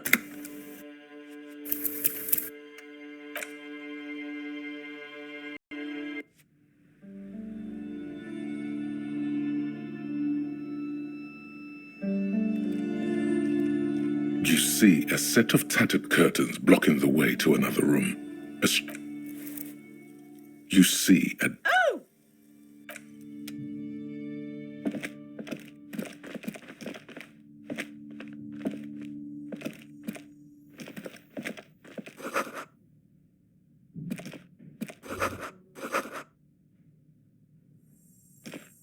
A heavy door with a missing handle stands before you. After exerting some force, you...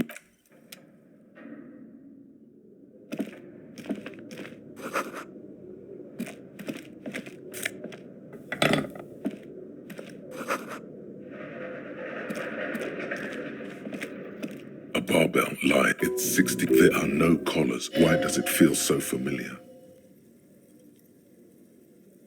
You're right. The weight may fall off. It would be a violation of EPIS safety regulations.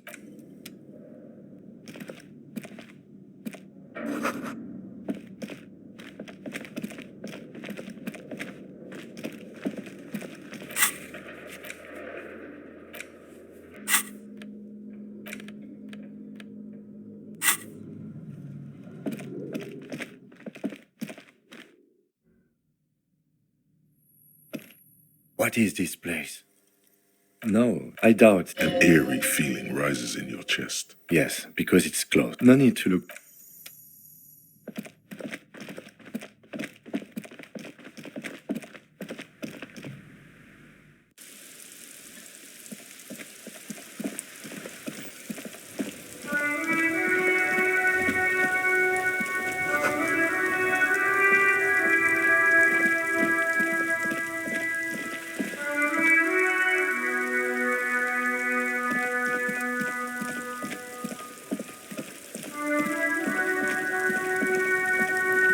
Inside, you see a set of steering levers, a radio microphone, a pull-out toolbox, and The soft glow, a metallic. Take what? He's clearly a little protective. Its robe lets you see things in the dark. You pull out toolbox.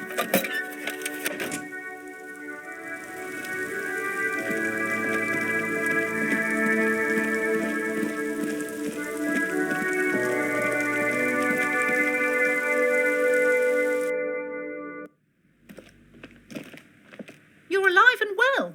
Don't keep me waiting. Yes, yes. Tell her how ghastly it was.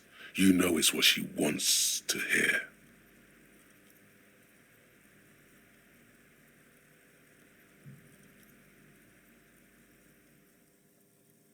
I knew it. Oh, such horrors that have been thrust about. What else did you find? Did anything survive? No, of course not. Have you located the... You don't have anything of substance to tell her until you found that.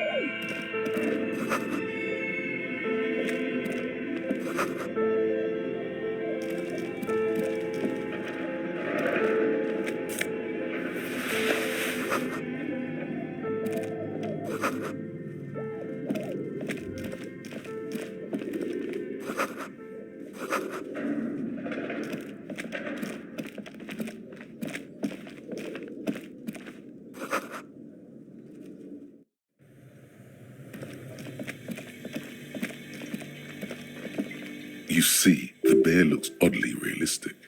Is it taxidermy? The lieutenant doesn't answer. A gust of the lieutenant takes a peek. Of course. Let's take a look inside. The shelves are empty. All you see are crumpled ice cream. Good question. I know. What is even... The fridge buzzes with you pocket. You've acquired a friendly cartoon bit.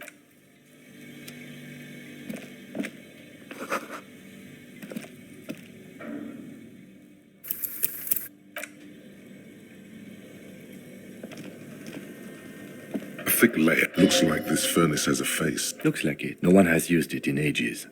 A lush, maybe you could paint its dark. What are you doing? Wait, really? We should investigate. Something. Break. Hello? You've awakened the entity. Hello? You hear a low... After you, officer. You're right. The room always has to be.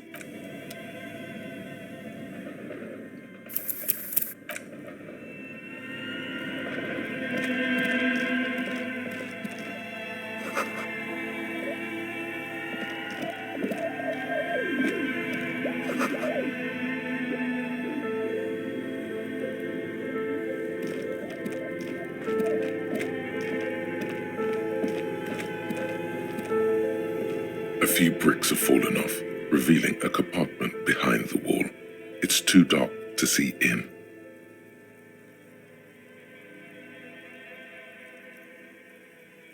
Seems like an old bunker from the revolutionary period. Look at all those rifles. Must be an old weapons cache. There is, yes. And there also appears to be something inside the hole. Interesting.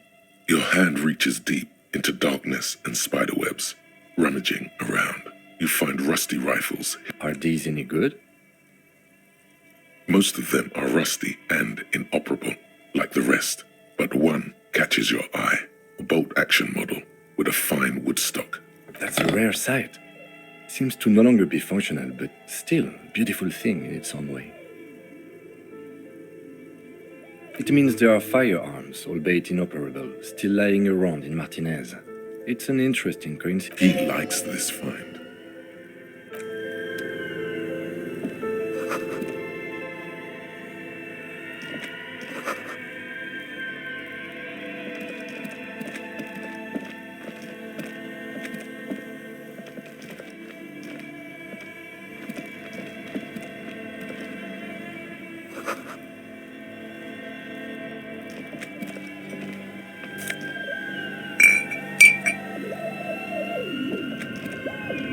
Two cables are plugged into the breaker box.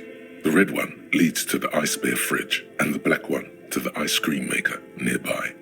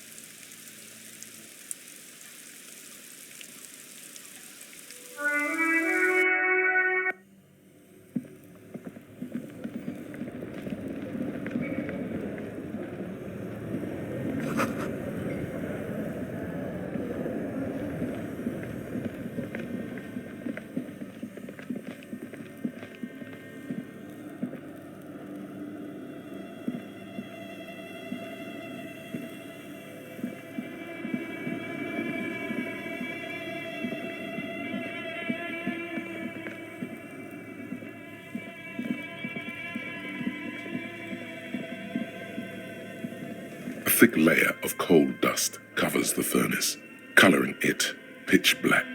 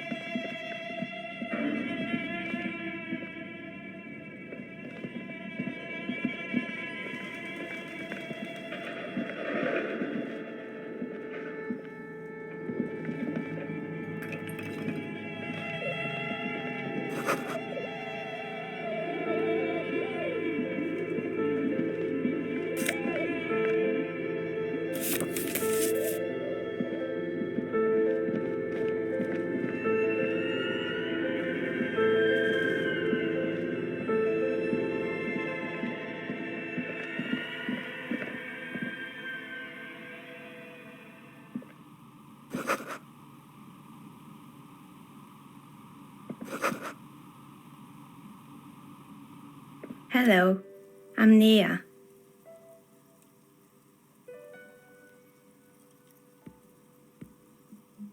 Did you try knocking on my window? I must have missed you.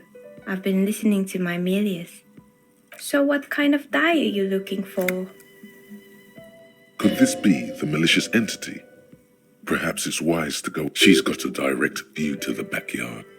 You should interrogate her about the lynching.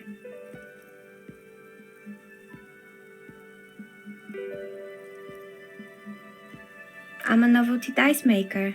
Tell me the name of your role-playing system and I'll make the die you need. That's why you're here, yes?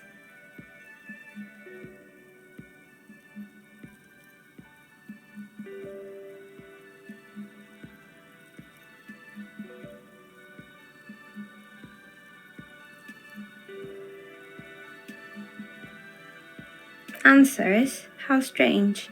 These days people only come to me for dice and role-playing games. I'm not sure how helpful I'll be, but go ahead and ask. It almost looks as if the stones and dice are a natural part of the room. No falsehoods are present. She's a novelty dice maker and doesn't have anything to hide. Ask what you need. We're inside the chimney of an old central furnace. It's strange, I know.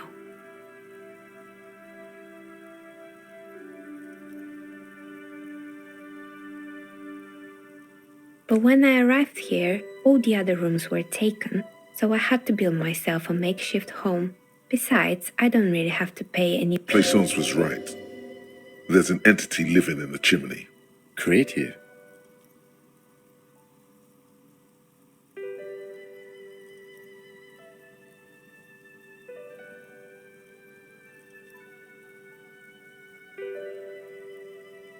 More or less. Are you interested in anyone specific? Oh, quite a lot of them spring to mind. Yes, I think it was called Androgynous Orlando or something similar. They weren't a big hit around here. Turns out that working class men don't like genderless. A bit of experimenting every now and then isn't bad. It's not about the haircut. It's about the confidence. I guess it just wasn't the time yet. It wasn't merely a gym, it was Artemitep's boxing club, a community project created to steer at-risk youth away from drugs and crime.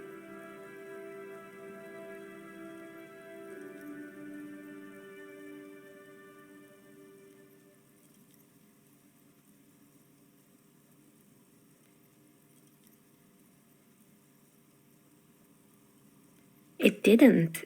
If anything, it made the youth situation in Martinez even worse. At some point, someone started a rumor that the punching bag... It's not really full of that. No one would store their drugs like that. Eventually, the coalition took away the funding and the club went bankrupt. This was a few years ago. It's gotten much more peaceful around the plaza. Oh, this one's a mess. There used to be a company that promised. Turns out, the business was actually set up as a front for an illicit group that was producing snuff milias. Who would have guessed? What's the snuff milia? And they never cleaned up the debris either. Now it's just littering the hallway and I have no idea how to get rid of it on my own.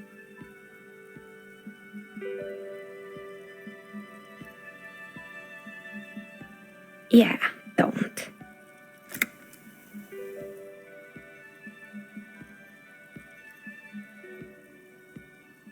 You mean Mr. Fabron, the taxidermist? No, he mostly just did. Anything else? There used to be a fashion atelier here, but I have forgotten the head designer's name. They were doing well for a couple of years, until the insect rights activists came. The atelier produced a certain collection that used chitin among the materials. Apparently chitin is made in the Occident. And you know how all kinds of political movements are big in the Occident. The activists shut down the biggest chitin supplier, and, naturally, all the most fashionable tastemakers refused to be seen in chitin from then on. The atelier went bankrupt before they could finish the collection.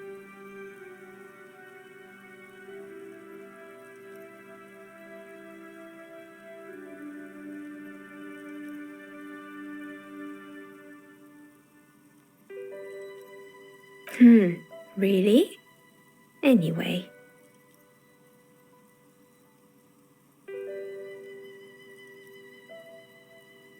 Poor guy. Suddenly, you get a feeling that insects are important to the case somehow. It's hard to say why. Oh boy, the fabled Revachol ICT. You're in for a treat here. The place was owned by two guys who had some rather innovative ideas about marketing. The bear was one of them. Indeed. What were the other ideas? There was really just one. and it involved picking out the prettiest girls in the neighborhood and paying them 20 cents per hour to man the booth. And by man the booth, I mean slump behind the counter with a face that could maim you if you ever dared to disturb their bored magazine browsing.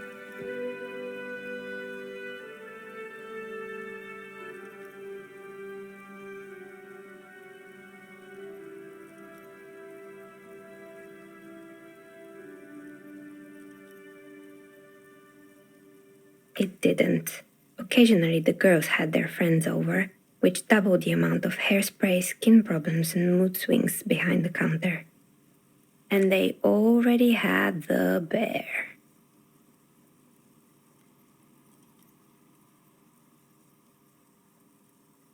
The bear. Of course not. The bear was terrifying. No one wants ice cream guarded by a hostile apex predator. To make matters worse, the fridge didn't work too well either. Eventually, Ravishell Ice City lost the price war to its rival, Glace 5000. Glace 5000 sold caramel sundaes for only 5 cents a piece, out of regular fridges.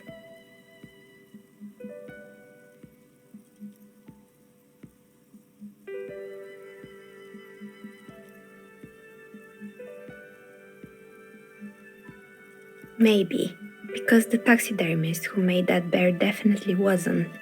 He said that the bear was his vision beast. He said he met his vision beast while high on desiccants. Called it Megatherium. Sounds cool.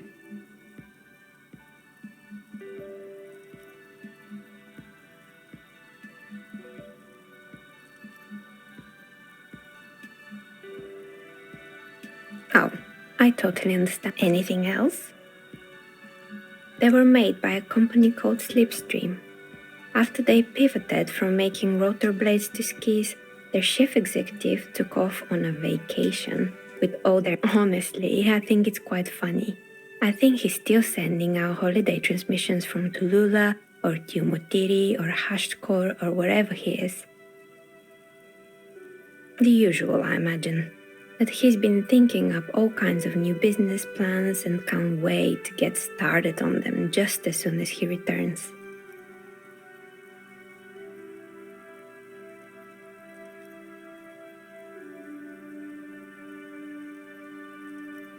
Men like that are a curse.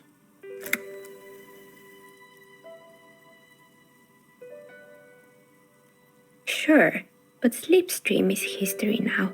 All their remaining assets got seized by the bailiffs in 47. I have no idea why those skis and blades are still lying around in the house. Not much use now, I guess.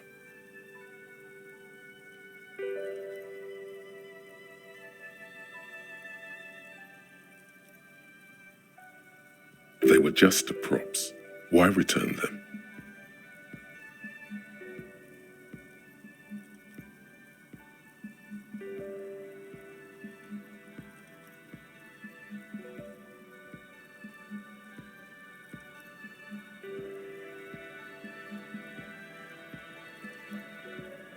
Oh, right.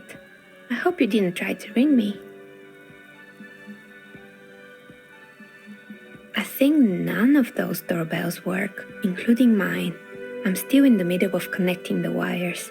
Sorry about the confusion. The doorbell with the empty name card must belong to her then. That's right. I haven't even written my name there.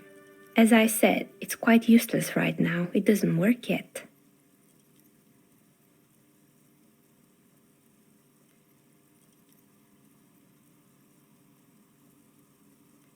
It can't be true. They don't work here anymore. They've been gone for years. Are you sure it was Slipstream SEA? Was it a woman?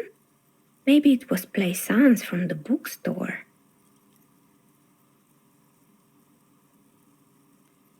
All right, but did this person say anything? Tricentennial Electrics? It used to be a major electric company 100 years ago. No, it was something else. It was too real to be just a prank. Either we're dealing with a professional actress. Whatever happened, keep your cool. It's probably better to admit that it was a harmless prank.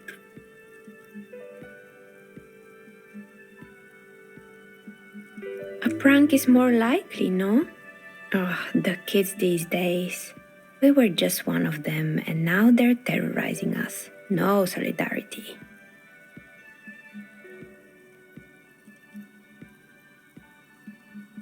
Sure, I'm listening. Good. I hope it clarified things a bit. What else?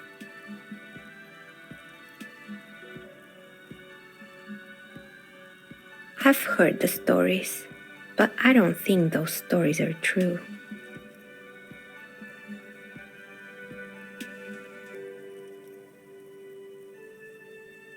Plaisance, the bookshop lady? I've heard that her business is doing rather well. Have the energy spared her somehow?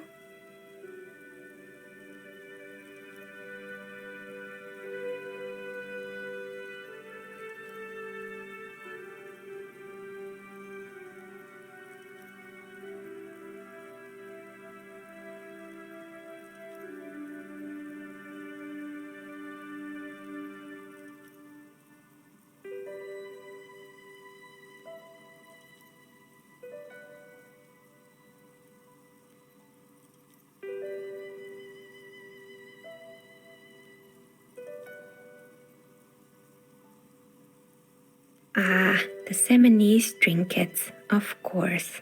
But it doesn't. This is merely a sarcastic... Oh, right. But it's not just the bookstore that's still up and running. What about the whirling in racks? Some people say it's part of the building complex.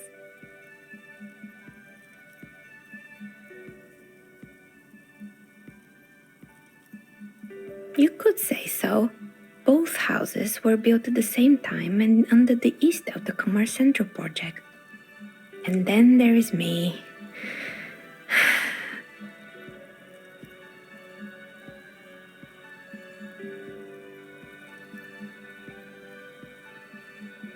I've been here for 14 years, selling novelty dice to role-playing enthusiasts.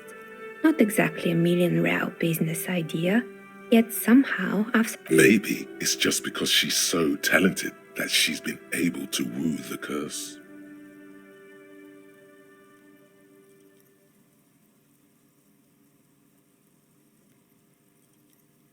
Malignant entity? What does that even mean? Some kind of sorceress? Time has come to face the source. Fear not, for the forces of the universe are supporting you in this psychic quest.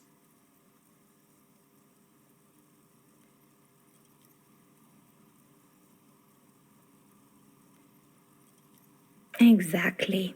Truth is always so disappointingly mundane and boring. But I'm glad we got this sorted out. That's all she has to say on the subject. She's been thorough and truthful, as far as we can see.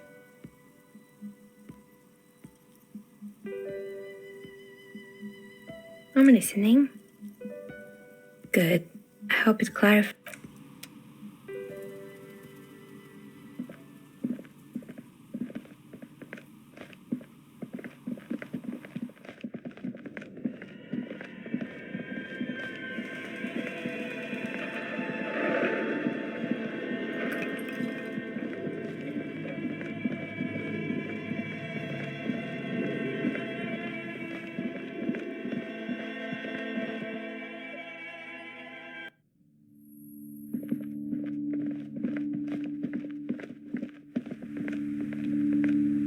What have you found?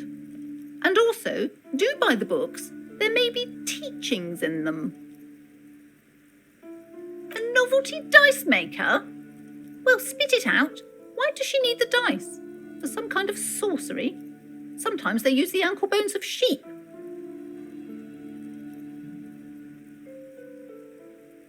I don't understand. If it's not her, then where is the source of the doom? How did she... The narrative she's built herself. It does need tear. She's squeezing on the pendant too tight. A drop of blood in her palm.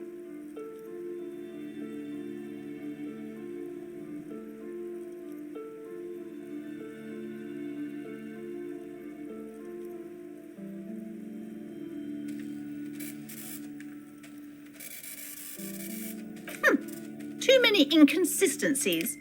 What kind of... Good luck persuading her. Some people can rationalize anything.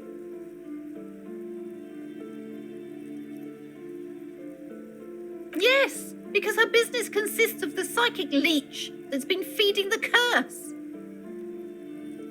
I see that you've fallen for her manipulation, Detective. The investigation is over. I just hope... Thank you for nothing. Please, do buy some books, or be on your way.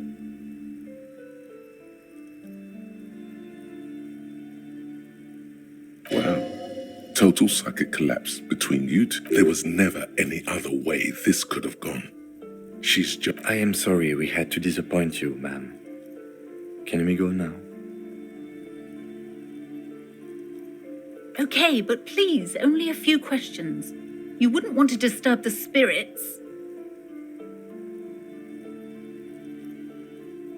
The woman looks aloof.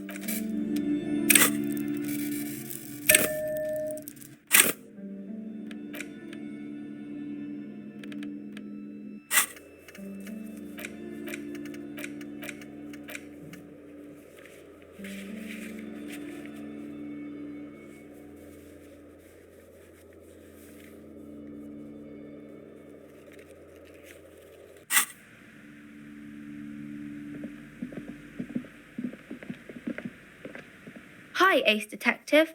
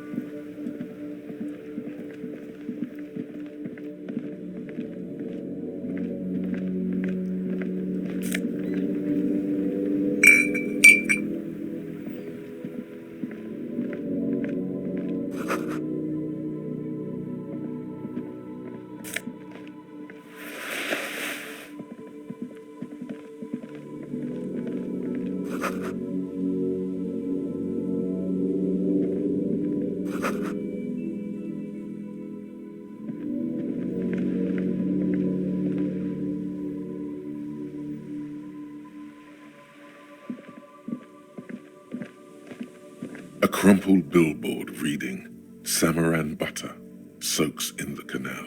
Two ugly lines mar the bright countenance of the blonde boy depicted. Just some tasteless advertising at the bottom of a canal. No use rubbernecking now. Whatever it is, the boy on the billboard seems very happy about it. Goat milk butter. The Samaran terrain makes it easier to raise goats than cows, and the local goat farmers produce high-quality meat and dairy staples that add variety to other nations' diets.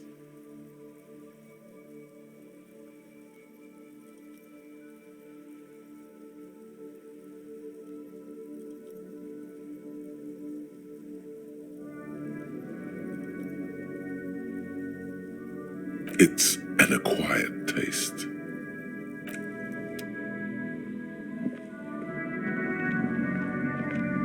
A couple of indicator lights are missing from this control panel. Loose wires dangle from the now vacant holes. In the middle is a lever. Beneath it, a small metal plaque.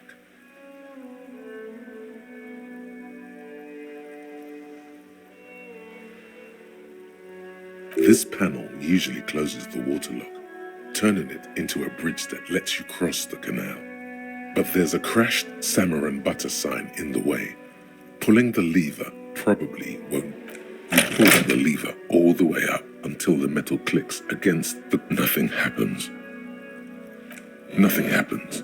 A cold gust of wind blowing in from the sea. A spring brings the lever back to its original position. You still need to close the waterlock to get across the canal some other way.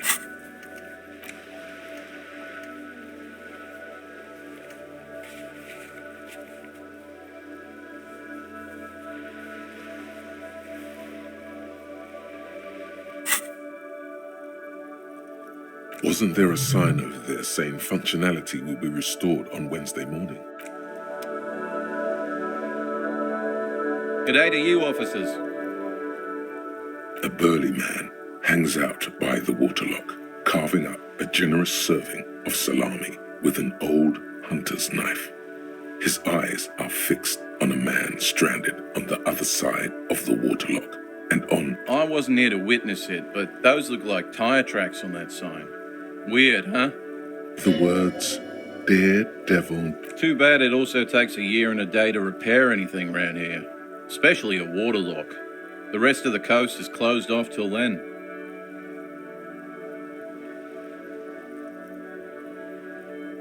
It's supposed to operate the waterlock, but as noted, it's all junk right now. Disabled because of the blockage.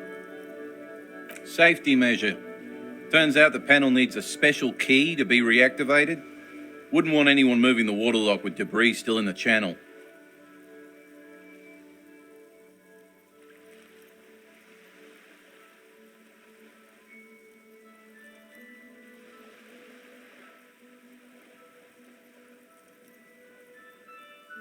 It'll be restarted on Wednesday morning. You want to do the honors when the time comes? Great! Just drop in on Wednesday if you want to see the waterlock at work.